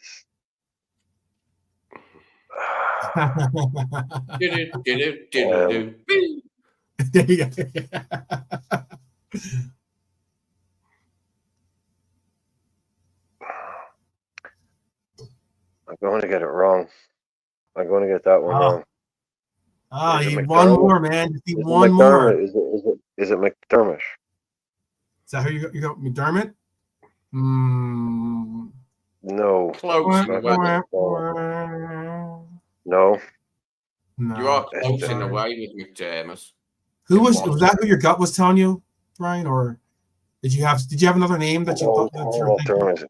Fucking God. This Lee threw me off with his perm thing. So it's not. It's either that. I know Phil Thompson. Phil Thompson. It's Phil Thompson. There you go. I know it's Phil Thompson. I knew it was Phil Thompson, but you threw me off with your fucking perm thing. Yeah, so it's Henderson, Gerrard, Souness, Thompson, and Emlyn Hughes chronologically going backwards. Yeah. Hughes, Thompson, I was saying you were in the right area because he's a scouser, you know, and you said McDermott was like you're right in a sense because they're both scousers, like they're both from Kirby. No, but Lee, I had to play it. I had to think about it for long enough, basically until the image will play in my mind of him lifting the cup. Because I saw Henderson straight away, then I saw Gerrard. And then it was like, I know it's him, but like, think about it. I was like, now I can see Hughes lifting it. And then bang, I can see Souness lifting it.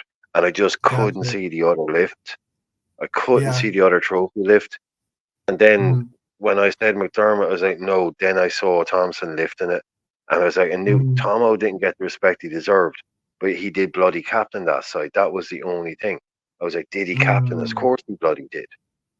But I'm giving myself that one. I don't give a shit. After all those 4 hit close ones, I'm giving myself that one. Sorry, I don't think. And that's me. I got 10 points, so I win. No, obviously I don't win. Lee wins, right? Lee won, the chat one. The chat one, of course. Yeah, the chat one. Big up to the chat. Chat one. Jimmy with the half court shot. Oh, gee, yeah, fucking Jimmy with the Hail Mary, the Dan Marino's 80-yard ball, and pretty much out of nowhere. Istanbul. Yeah, that was 5. Actually, you know what's kind of crazy too is that 5 days ago, to this date, 5 days ago. I know that we do the on this date thing. I know this isn't technically on this day. But 5 days ago is when Hendo lifted that trophy, actually. 5 years, 5 years ago, 5 days and 5 years ago to this date, he lifted that trophy. So 5-5-5. 5-5-5. And the chat's got 5. It's a 5 kind of day. So big up to the chat with the come from behind victory. Those questions were actually pretty interesting. Shout out to Dirk Kite. Like, I mean, they're pretty. Yeah, they're pretty. Like the who scored the first goal of it. Some are quite hard, but the one like the Origi one. David Ngo. Yeah. David Ngo. He never does like poor old David Ngo. poor old David and Go. Those are dark days, really. When you look back at Mhm. him now, some of the guys that were, like I remember him starting games, and we were all trying to convince ourselves, no, he'll actually be good. Don't worry, he'll actually be good. Free Just to look at transfer him, though, David and Go, free transfer. So we couldn't really bellyache that we wasted money or anything, could we? It's just but that it like was the we just French put a lot of craze. money. Do you remember that, Lee? It Um, was the French craze time. Like that was when Yeah. like everyone wanted French players. So he's going to be the next. Like Bruno Cheroux was the next Zidane. And Go was going to be the next Henri. You know, it was all about French players. And then 4 years later, it was all about Spanish players. That's how Spanish players, Iniesta, Xavi. But back then, we were always picking up these guys. Oh, he'll be the next Henri. Those guys at Clairefontaine. They said Ngo was going to be the next Jean-Pierre Papin. The next, it's like, guess what? 2 years later, I love Yori Djorkaeff for France. I thought Yori Djorkaeff was a really good player. Mm-hmm. And brilliant at Bolton.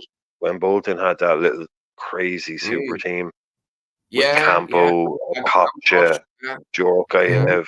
Like, Kocha is one of the best players of all time in terms of skill, flair, ability. Brilliant footballer. Playing at Bolton. It was an absolute JJ Okocha, man. I If love you've never JJ. seen it, anybody in the chat, if you've never heard of JJ Okocha, after the show, if you have 5 minutes, just go JJ Okocha skills on YouTube. Yeah. It was one of them, like, why haven't you got him? Why is he at Bolton? Why isn't he here? You know what I mean?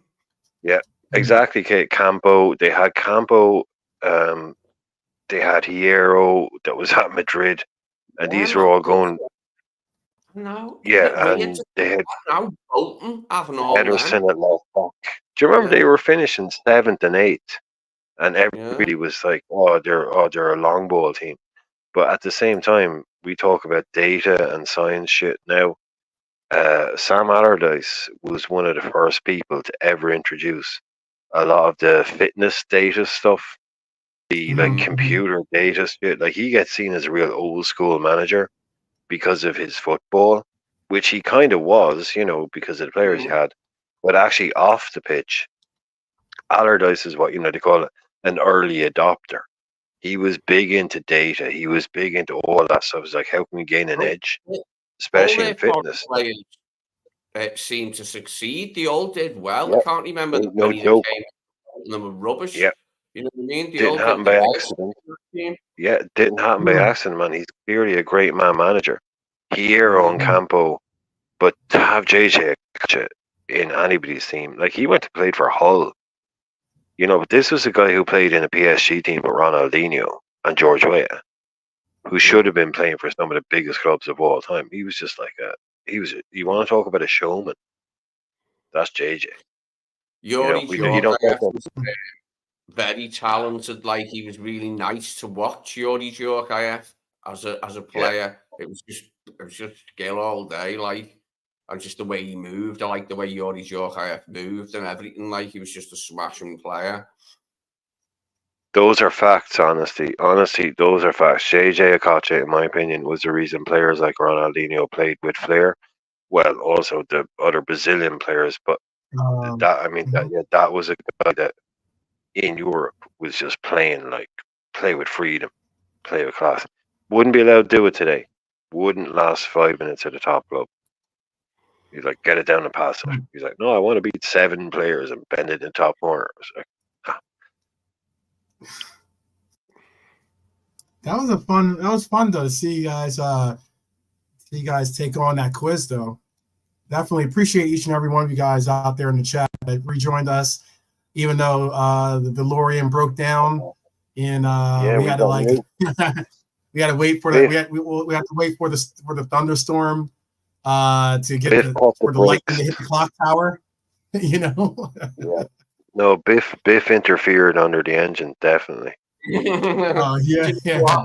You know what? You took that one out of my mind. Then I was just thinking that it was that bloody Biff bloke, because I've seen a bit of one the other day. I was in my dad's and he was watching one. It was the one where they're on flying skateboards and that. Like, and he's an old man, and then he's the young one as well. Comes in and is going, "Hey, grandpa," and all this one like just buzzing off. That's two. We have to hit the. We got to get the manure truck. We got to get the manure truck and knock it over, dumping on him. that was his. I mean, I don't. It was funny when he says, "I hate manure." No I'm like, spoilers. What person likes manure? But anyway, you know, what a statement.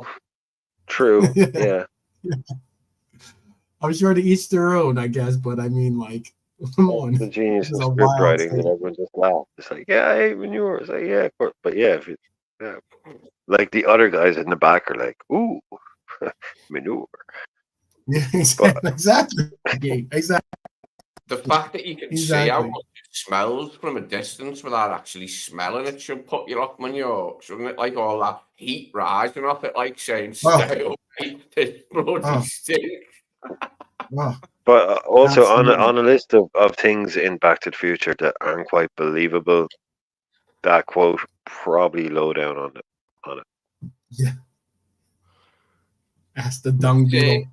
What's his name? Who plays the Doc? What other things was he in before that? Before he was the Doc, what's his Christopher name? Lloyd. Yeah. What other things was he in? A Taxi, wasn't he in Taxi? He kind of basically played the same part. Taxi. The Taxi was the television show. Crazy The television guy, show. Yeah. Yes, he was. Yeah. Not the movie, but you're right. Yeah. And Judd Hirsch and all that. Marilu Hanna and whoever that other bloody guy, Tony Danza. He was in it, I think. Was he in Taxi? Tony Danza. Yes. Oh well, yeah. No, Andy Kaufman, Danny DeVito, Andy Kaufman. Yeah. Was Tony Danza in it? I don't know if Tony Danza was in it. I think maybe in one of the later. Yeah, it was someone who was very like him to look at. He was like a young. The Tony, I know who you mean. The Tony Danza looking Italian guy. I definitely know who you mean. I'm not sure if it was Danza or not. But I remember Danny DeVito, the ginger woman, Christopher Lloyd, Andy Kaufman. Yeah. And then the guy who never came out of the cage, the old guy. Yeah. What was his name? He just sat in there barking at people. Yeah. It was big when I was a little boy, when we only had 3 channels in Britain. There was no Channel 4 even then. When I was little, it was just ITV, BBC One, and BBC Two. And my mum and stepdad liked it. I did quite like it because his character was wacky, Christopher Lloyd. I think he was called Jim, something in it. He was probably in some of those kind of... Go ahead. Oh, I'm sorry. Yeah. No, I was going to say, by the way, this is something I don't think Daryl's with us currently, but this is probably something he doesn't want to hear. Bonkers is saying Ederson is how you say his name, right? Ederson, right? Ederson is not a player at the top of Liverpool's short list at the moment. Is not a player at the top of Liverpool's short list at the moment. Foreign reports saying that Atalanta midfielder Ederson is close to joining Liverpool are wide of the mark. Look, nobody knows what position Slot wants to strengthen him first, do they? It's anybody's guess what position he's identified as the most urgent to strengthen his first signing. We're just going to have to wait and see. I think the boys will have the things ready for it. Do you happen to have that graphic that I sent you on Twitter? Do you happen to have that ready there by any chance? I can. Give me a second. Yeah. I feel like I need a mini victory. For me,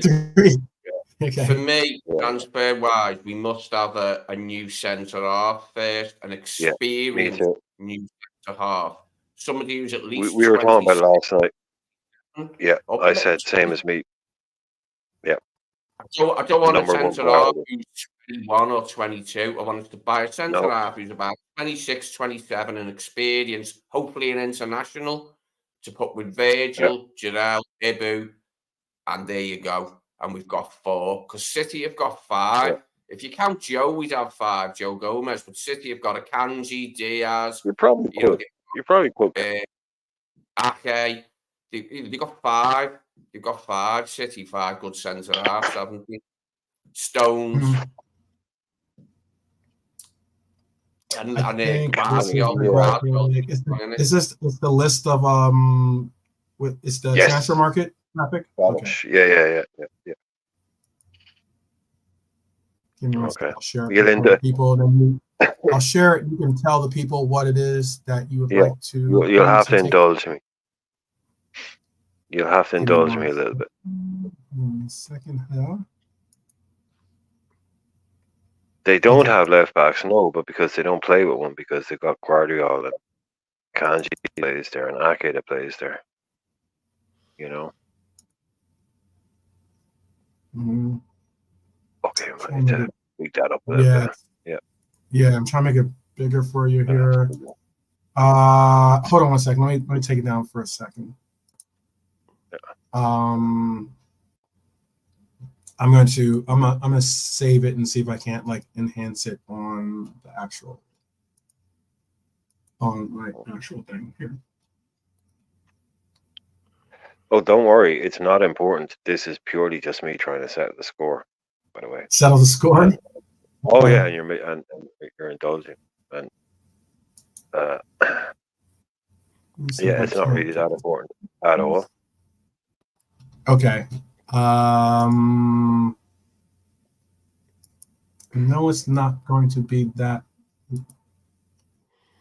Unfortunately, it is in a format that I can't make bigger. So You can just put it up. I'll share it again. I'll share it again here, and you can kind of like what it says, so you can explain to people what it says. What do you think of the Ignacio link? Is it dead? Do you think that I think that's dead too. I think it's dead. I think that's dead. Not happening. Not happening.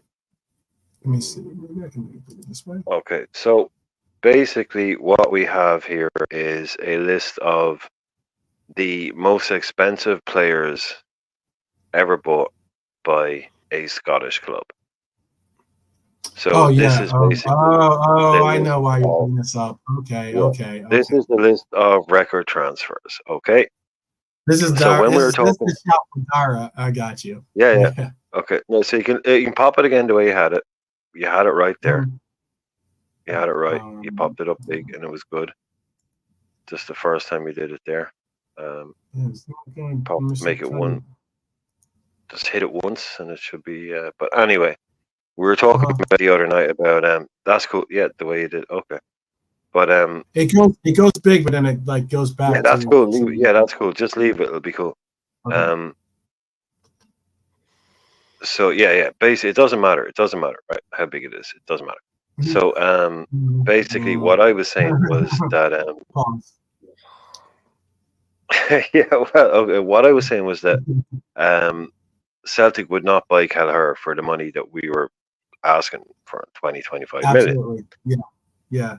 And I said that, clubs in Scotland don't spend that kind of money, and they certainly don't spend that kind of money on goalkeepers, because they don't spend that kind of stuff. And I said on the stream that the £12 million move in 2000 and what? In 2000, the Toriander Flo made to Rangers is still the most expensive player ever brought into Scotland. Is the most money any Scottish club has ever spent by any player. Sorry, 12 million. Yep. 12 million. Well, 25 years ago, right? But even in today's market, 12 million translate to 18 million euros. And I said that he is still the most expensive player ever bought by a Scottish club. And Dara, I know you're out there listening. You told me that you could name at least 4 players that cost more than Toriander Flo, and you told me to behave. So, Dara, how's this for behavior? How is this for behavior? Name me those 4 players, baby. Name me those 4 players. Because that's your list right there, Dara. I'm surprised, mate. That shocked me, that. And Jota is second. The Jota that Celtic have got now. Yeah. Well, he went off to Saudi since they bought him, but. And how much is he? I can't see. It's too small. It's like Uh, 16.8. It's 16.8 million, whereas tour underflow still equates, and that doesn't even take into account football inflation, because that Right. 12 million pounds 22 years ago, that's 50 today in football inflation. 12. I That's look at how many players. So Dara, my friend, maybe you should behave. I don't think that. I don't think. Yeah, you're right. Looking at the last time, most of these dates are like Very 2000, long time ago. 2001. Exactly. You know, Exactly. they're pretty much like Because they were in the Champions League. Because they were in the Champions League was what was happening. yeah, This is still the tail end of the English ban. There's still a tail end of the English ban at this yeah. stage. The And only Rangers big were dates able to are offer like big money. 2018, 2019, Two of them. or There's and Dembele and there's Jota. 2022, That's it. 2022, 2023, big day, Yeah. big date. The rest of them are all early 2000s, late 90s, early 2000s. So, Yeah, you know, big I'm up, still King waiting. VVD, nice. Our captain VVD has scored for Holland. People, our captain has scored. By the way,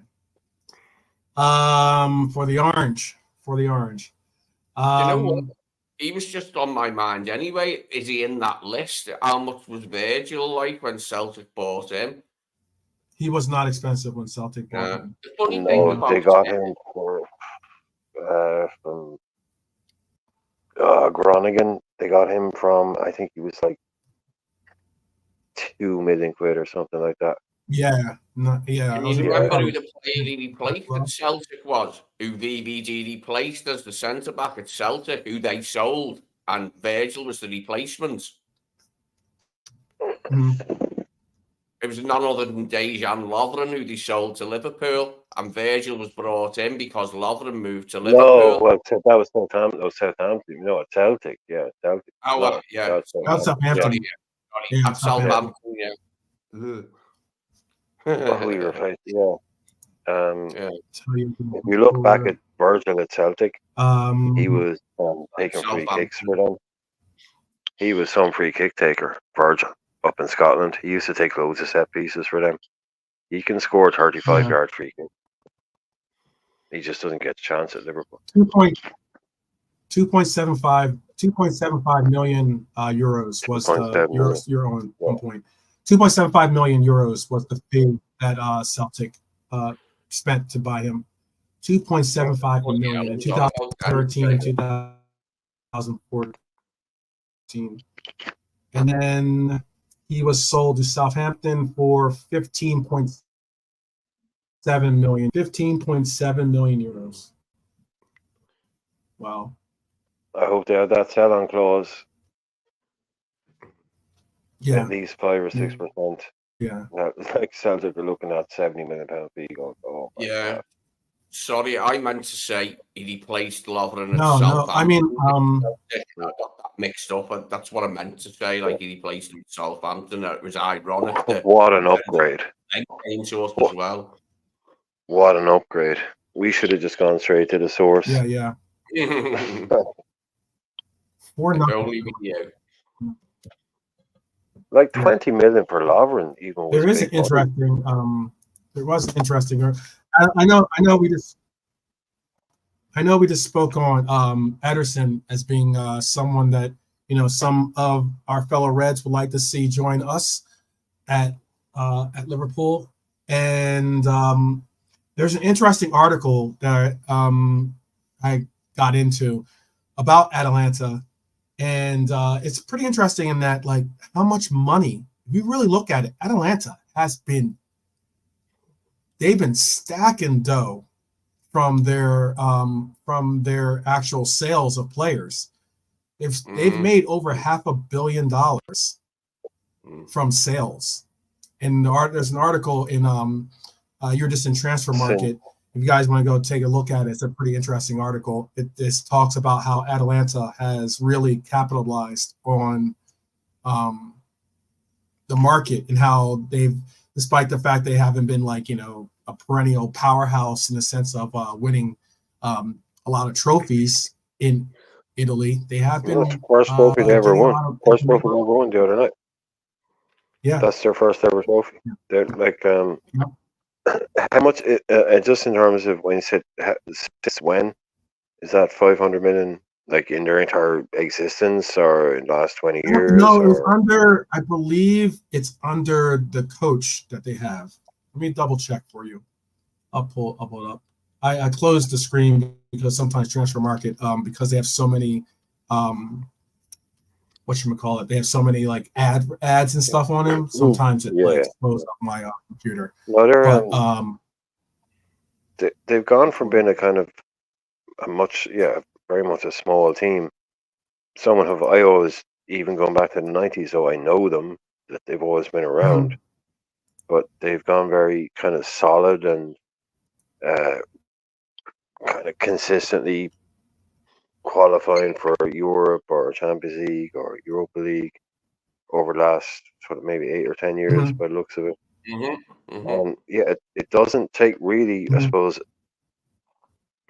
so you say $500 million, and I'm like, wow, $500 million, but if you sell 50 million quid's worth of players over a 10-year period, well, you can do, you can see how it happens. You can see how a club could get there with that kind of money. Yeah. They've been a name you see in European competition every single season for the last 10, 12, 15 years. Atalanta. You always see them in either the Champions League or the Europa League. They're always in something. That guy's a good coach, isn't he? That Gasperini guy is like, he probably found his right club there, get the right kind of talent, not asking him to do it with superstars or not asking him to do it with poor players. But yeah, you get a club like that, they sell a defender or a good striker, and then they get like two, like, didn't they sell Skamaka and then buy him back or something, like, whoever it was, someone like that. They just had to sell a couple of good players. To West Ham. I think he come from someone else to West Ham, but then went to And he's gone back there. Okay, yeah. Samp, was it Samp? Maybe. No, oh God, who was it? I did know, but I forgot. But it was one of the smaller ones, definitely. Like, it wasn't like AC or Lazio or. It was one of the kind of the breakout teams. Here it is. Okay, I'll pull this up here. That'll tell us who West Ham bought Skamaka from. Is it Genoa?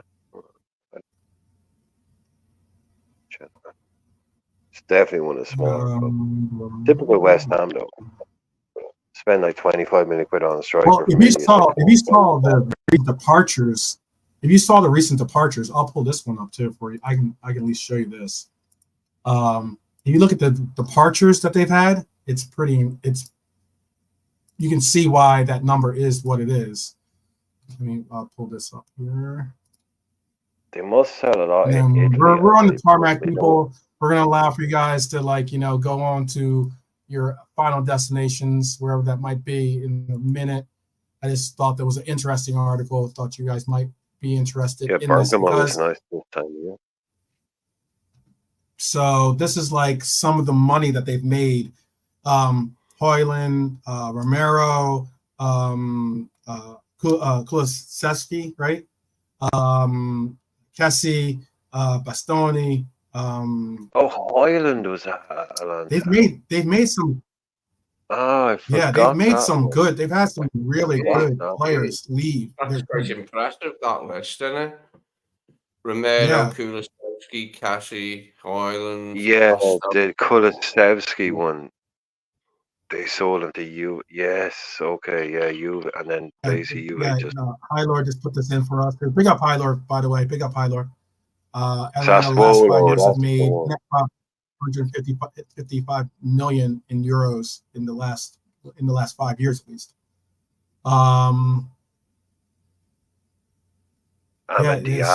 It's made so much money from a lot of money. Bastoni, though. He's just alone with Hoyland and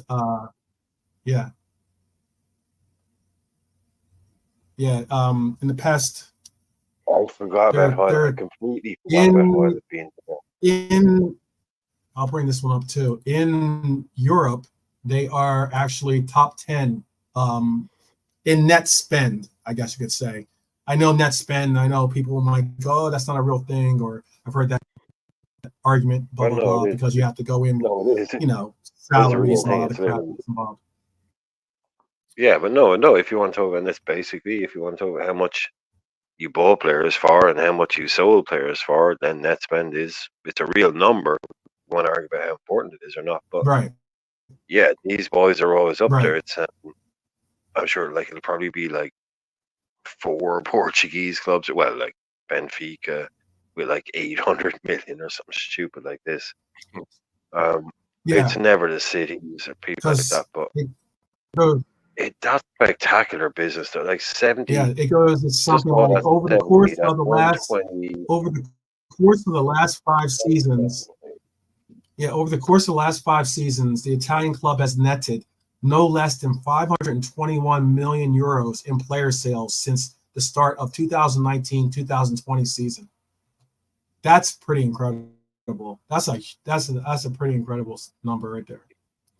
Yeah, look at some of those players. Bastone. Since 2019, they've been 521. And then Ireland, I don't know, but a centre back pairing of Romero and Bastone. Mm-hmm. I take that. I know. I mean, I think that with that kind of number, they probably would have done well with just in general with like some of the campaigns they would have had in the last 5 years. They would have possibly been contending for for the league, if not for maybe some of the the cups that they have in Italy. As high as they could, but I think if you're looking at that, they're probably going Highland this year, Romero the year before, Kulusevski the year before that, Kessie before that, Bastoni. They're selling that one guy every year.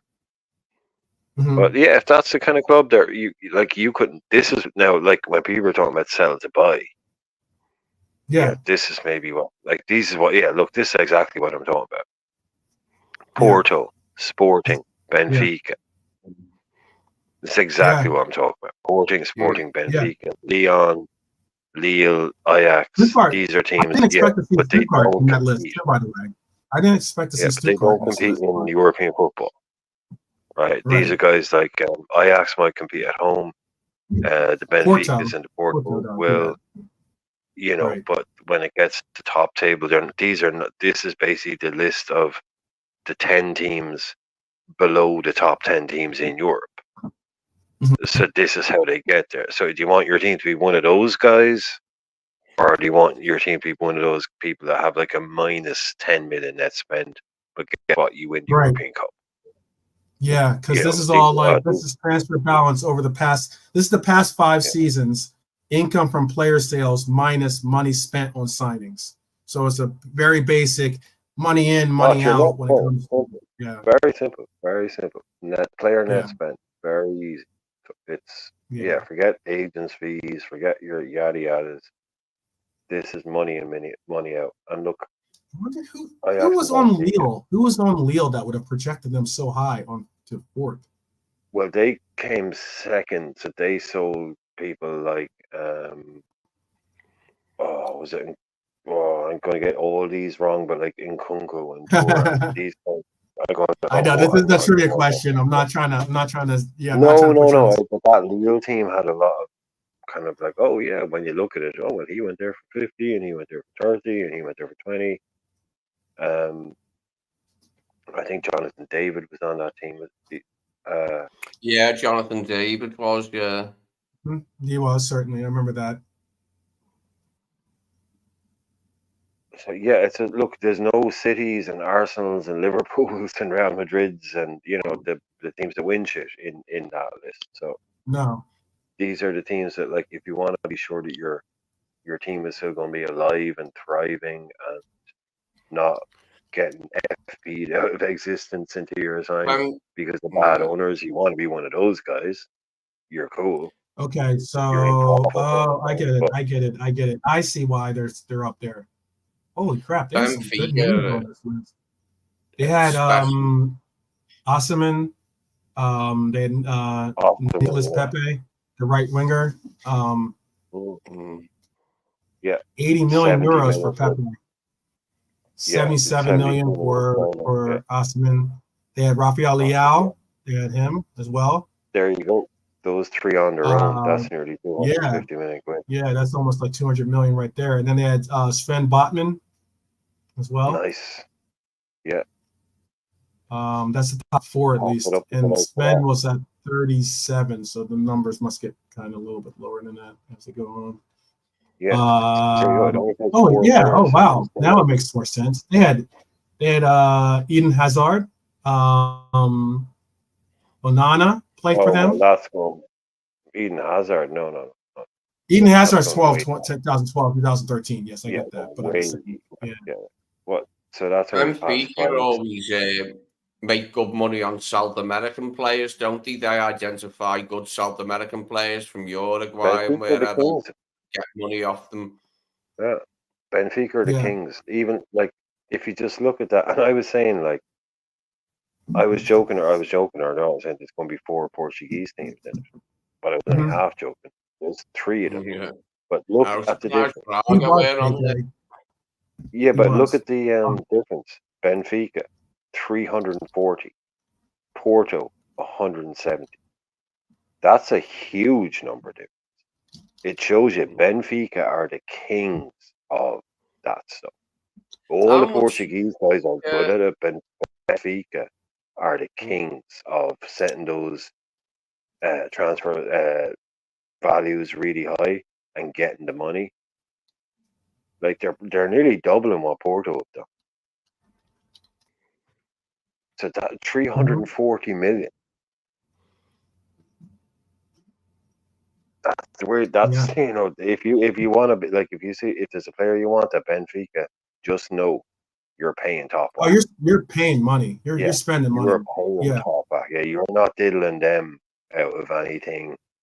You know, if you don't go there being Daniel Levy going, oh, but look, we'll pretend to do this and we'll try and get 10 million off. No, they've just sold it to Juventus. Idiot. Well, it's interesting too because in this list for the top 10, you know, there's only one team out of Italy. Like they're the only team out of Italy on this list. Yeah. Everyone else is in like one of the last 5 seasons. Yeah. Yeah. It hasn't been. This is the past 5 seasons. Yeah. Yeah, it hasn't. It's Only one football team hasn't been in a good place. It just shows you Yeah, how that's interesting. Hi, Laura. Only one team in the Premier League have profit from net spending the last 5 years, and every team in Portugal have profit had profit. Every team in Portugal have had profit the last 5 years. Yeah, so the Premier League doesn't exist to make profit. There, you know, these guys just burning through money. They're just burning through money. Yeah. Yeah. You don't. If you want trophies, or do you want a good net spent? Which do you want? Yeah. Yep. Because I thought it'd be an interesting little. Yeah. I saw that article. It popped up on there. I thought it'd be interesting to kind of just talk about right before we got off the plane here. But I'd love it if those numbers correlated with like the 10 most successful clubs in Europe. I'd love it if like that kind of way. Like I'd love it if that like at the moment, if you were to look at their success in Europe. Well, Ajax is on that list. Ajax is on there. Ajax is certainly. I know, but I mean in Europe. But in Europe, I mean, as in like overall, right? Because we all know the teams who are. Right. So you mean also like, the money correlating with the time. So I was gonna, if you did another table that's had the most money spent, and you'd see all the big clubs up there that on them, it'd be great if actually the teams that were the most best run, actually were successful as well.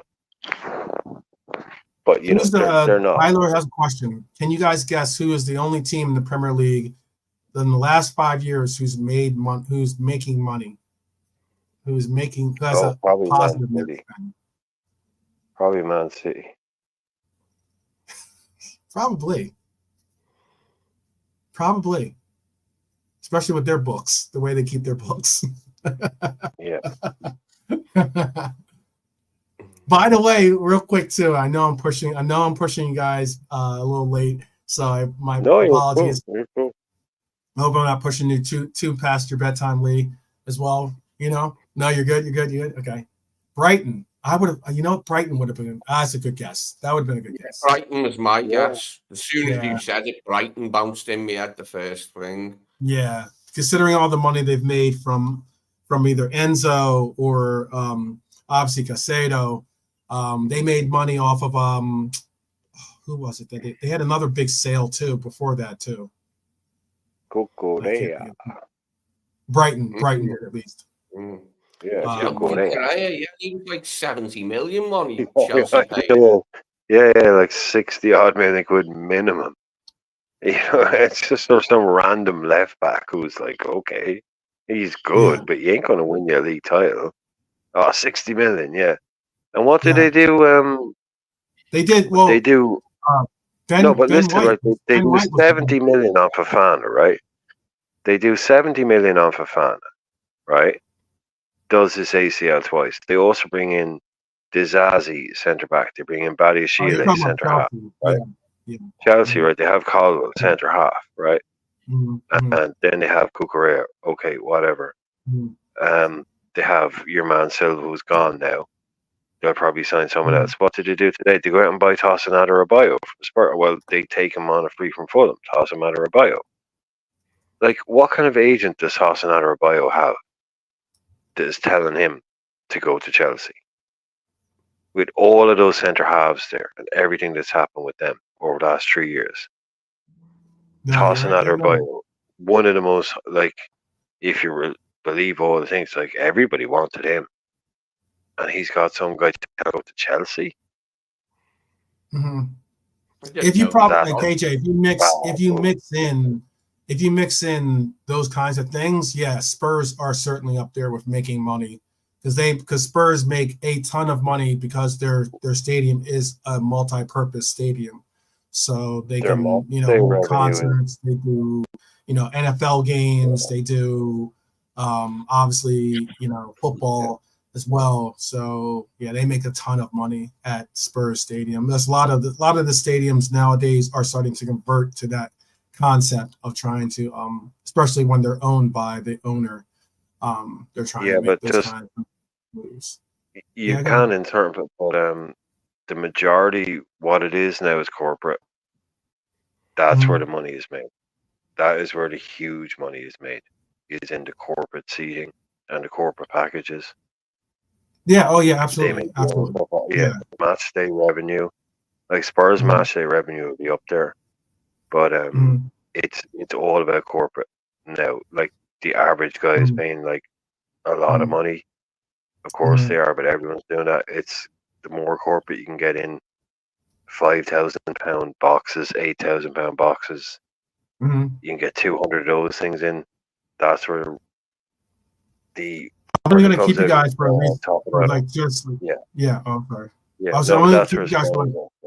Yeah. I don't think we have too much of that, do we? I think we have a little bit of it, but. No, with the corporate. Yeah. Yeah, it's a little bit that newsstand. It's got some of that. Look, that's where it's going to be, right? It's going to be. If you don't do it, then you won't pay the wages or the transfer fees. So no, you won't. You don't get to eat at places like this inside of Anfield. I have all right. Quick point to what the Brighton answer was.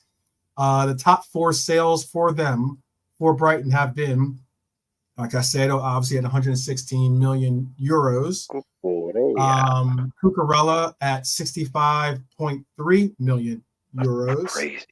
Jeez. Ben White at 58.5 million euros. And the 4th largest on that list was our own Alexi McAllister. So at 42 million. How is Cucurella? I mean, honestly, how do we live in a world where he's Oh, I worth have no idea how 30 Bucharest. million quid. That Exactly. blew my mind when they paid.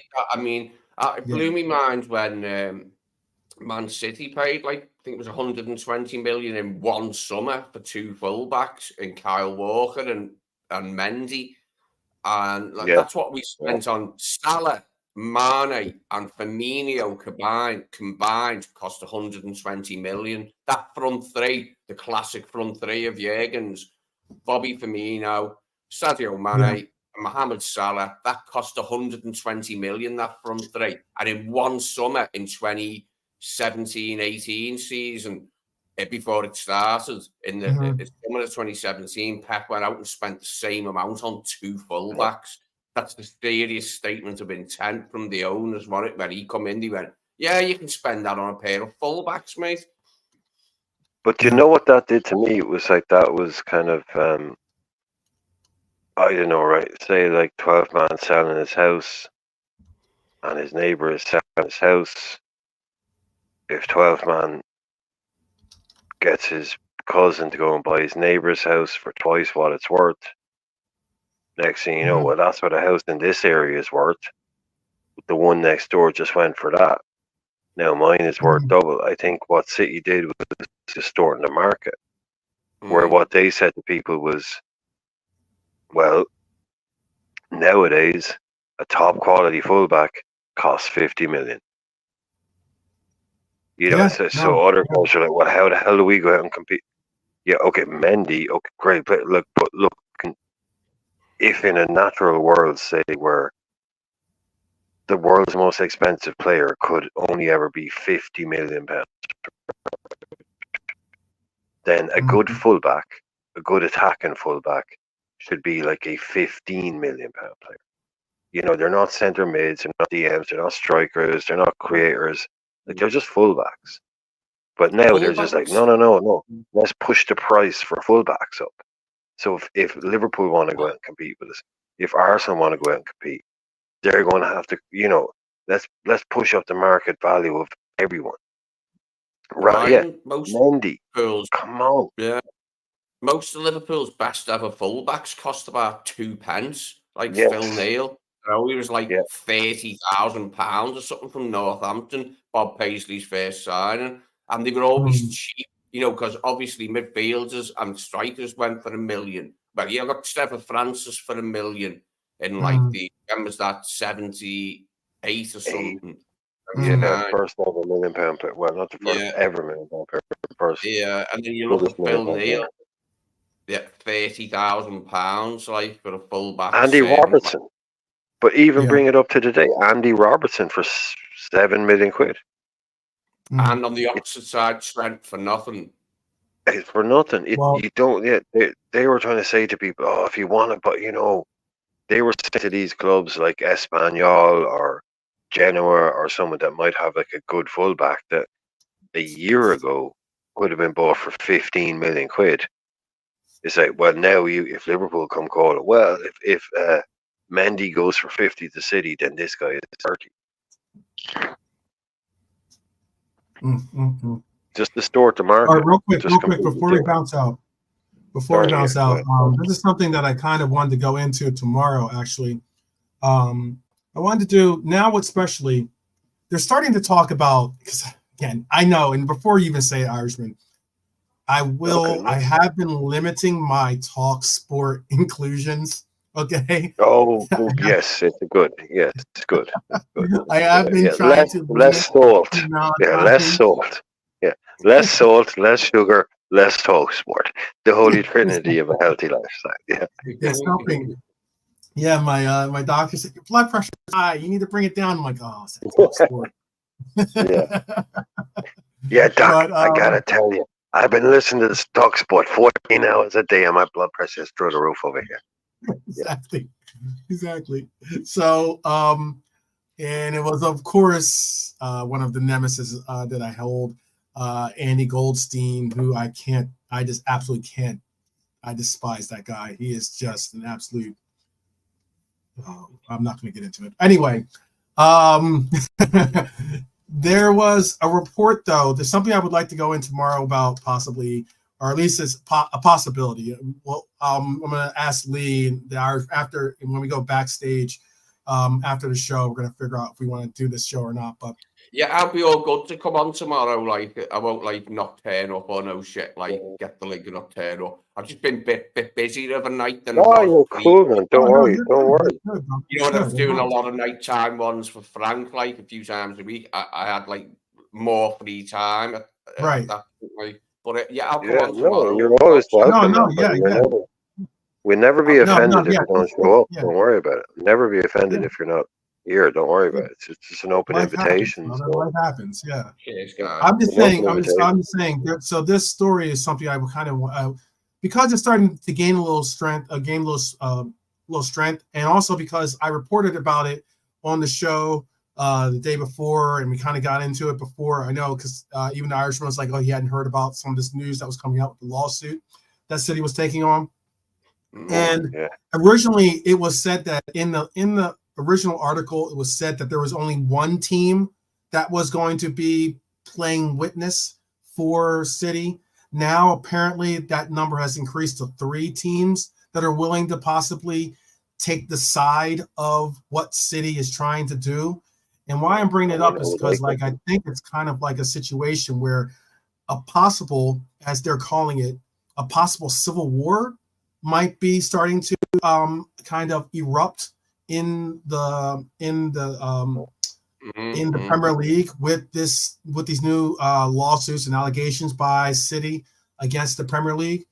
And I can tell you who those teams were not. Originally, the one, if not now, the 3 teams weren't even announced as being the teams. There was like they didn't announce who the teams were basically, but it has been now not necessarily released but leaked that the 3 teams are Chelsea, Aston Villa, and Newcastle are believed to be the 3 teams that are siding with City on some of these charges. Now, what I mean by that is this is being reported that it is believed the champions have valid concerns ahead of a hearing on Monday at which City will attempt to get rules that limit how many companies linked to club owners can spend on sponsorship deals thrown out.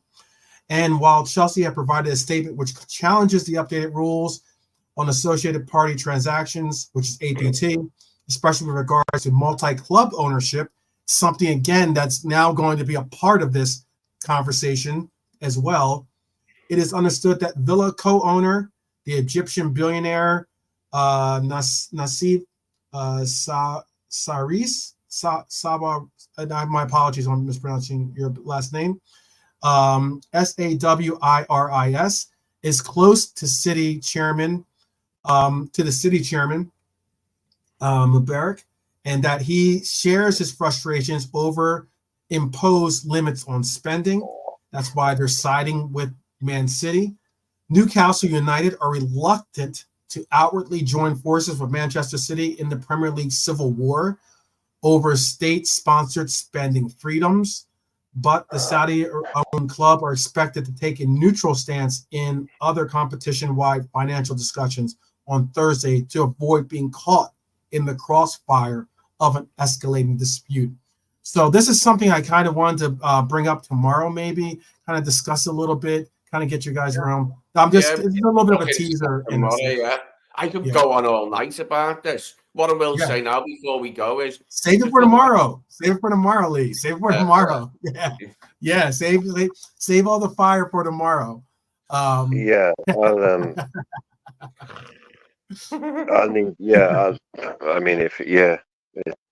Jesus Christ. It's getting ugly. It's getting ugly. It's getting ugly real quick. And look, it's a situation where,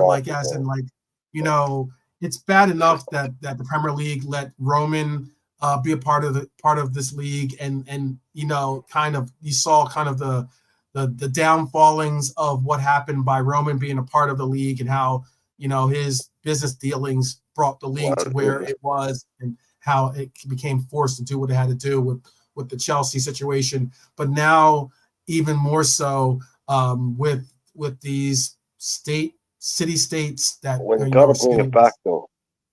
You got to bring it back if you're going to be fair. Mhm. You got to bring it back, and it's not to do. It's Roman was a product. Roman Abramovich did not take over the first division of English football. He did not take No, over. you're right. That's right. anything. It's more the They Premier League. broke The away. merger of the They Premier League. broke away.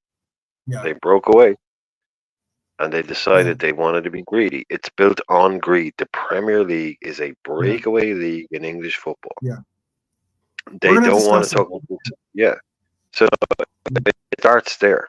It starts at Yeah. the Premier League, breaking away It and starts with going, the Premier League. You're right about that. no, That's we're what keeping all the money for ourselves. Yeah, we're keeping it all for ourselves. And it comes down to, I'm a moments in history guy, and you have a moment in history where two people collide, Rupert Murdoch and Alan Sugar. Now, there was two bids. There was two bids for the Premier League. Mhm. Rupert Murdoch was sitting there going, I don't want to touch this crap. I don't want to do it. And there was ITV. ITV wanted it. They're going to pay for it. They're going to pump all that money into it. But Alan Sugar has this brand new product called a satellite dish. It's called a satellite dish, right? Mhm. And he has lots of them, and he wants to sell them. Mhm. Now, if you have ITV, you don't need a satellite dish. But if you want to get the football on Sky, Sky's a satellite dish. Mhm. So you need a satellite dish. So Alan Sugar cozies up to his mate, Rupert Murdoch, and says, Rupert, man, you got to bid for this stuff. You got to outbid Sky, or you got to outbid ITV. Mhm. And I've got the satellite dishes, you've got the channel. We can make billions. And that's what happened. Alan Sugar owned Spurs, made more money off satellite dishes than he ever had. Those two boys, Rupert Murdoch, who's now 94 years old and just married his fifth wife, and who owns all the media in England and owns Sky, this is where it all starts. Him and Alan Bloody Sugar, because Alan Sugar owned Amstrad and had was willing to bring it to England, satellite dishes. And this is where we are right now. Alan Bloody Sugar and Rupert Murdoch. Do you remember them when they first popped up in the early 90s? I first noticed it, I'd say, 1990. There was a billboard outside this nightclub we all used to go to, a rave club, like, acid house music and that in the early 90s. And it said, The Simpsons on Sky. And it was like, Sky TV. Yeah. And they were square the dishes instead of circle. And it said B Sky B. It was B Sky B. I've forgotten what the two B's were for. But it was B Sky B, not Sky, first of all. Well, tomorrow British Sky Broadcasting. It was British Sky Broadcasting. Tomorrow we'll go into this. We'll have obviously the historians to my left and to my right here to help us with some understandings of pretty much where we're at right now with this league and where we are, how we've arrived at what we've arrived at.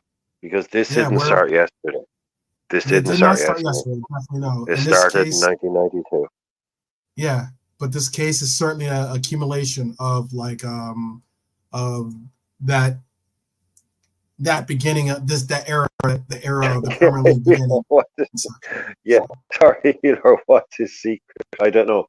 At 93 on his fifth wife, I mean, I'm sorry. No, I know. He's a lot of oysters. I don't know. Yeah. I really don't know what his secret is.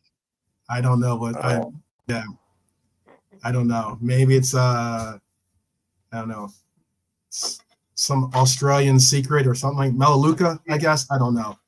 I prefer from the 18. Yes. But tomorrow we're going to go. Tomorrow I really want to bring this up because I think it's something that we should talk about. Something that I think is going to be interesting to have some, just some ideas and conceptions of how we feel about it, where we'd like to see the Premier League, migrate towards, and just some of the ideas and common beliefs that misconceptions, I believe, that people have on some of the reasons why we're here or where we're going with this league. So it should be fun all the same because we'll also have some fun parts tomorrow too. So appreciate each one of you guys joining us today, though. Thank you for joining us on Reboot. You know, the DeLorean's broken down in the barn here, but we'll get it picked. We'll get it fixed and ready for next Thursday. And also Irishman will be here with us tomorrow. Hopefully Lee will be here with us tomorrow too. Lee, do you have anything you want to say to the people before we let them go? Just thanks to everyone. Enjoyed it tonight. It's been a good reminisce about like times past and what's coming and that like. And yeah, we'll get stuck into all that City stuff. We spend a bit of time on it yet tomorrow. I'll have me fake fangs and me claws in and that ready to launch a vituperous outfit and vituperous pissed on them. Like, I know, jeez, I didn't know Lee was gonna get dressed up in cosplay, but that's cool. All right. Love props. Yeah, we'll go props. I mean, all right, props cool. And then the whole line. Irishman, do you have anything you want to say to the people before we let them go? No. Just no, it was a great show. Really good show. So yeah. Come back tomorrow for the what seems like it's going to be a bit of a civil war. Yeah, the Premier League civil war. Thank you again to everyone in the chat. Again, I can't tell you enough how much I appreciate the loyalty and the fact that you guys walk with us at all turns.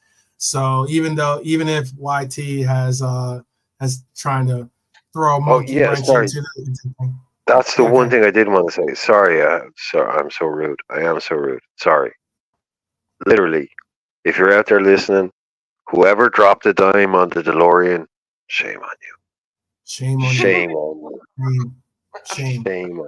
Shame. But all the same, we will see you guys tomorrow. Please do continue to take care of yourselves and your loved ones in your lives. And also, as always, up the Reds. Peace.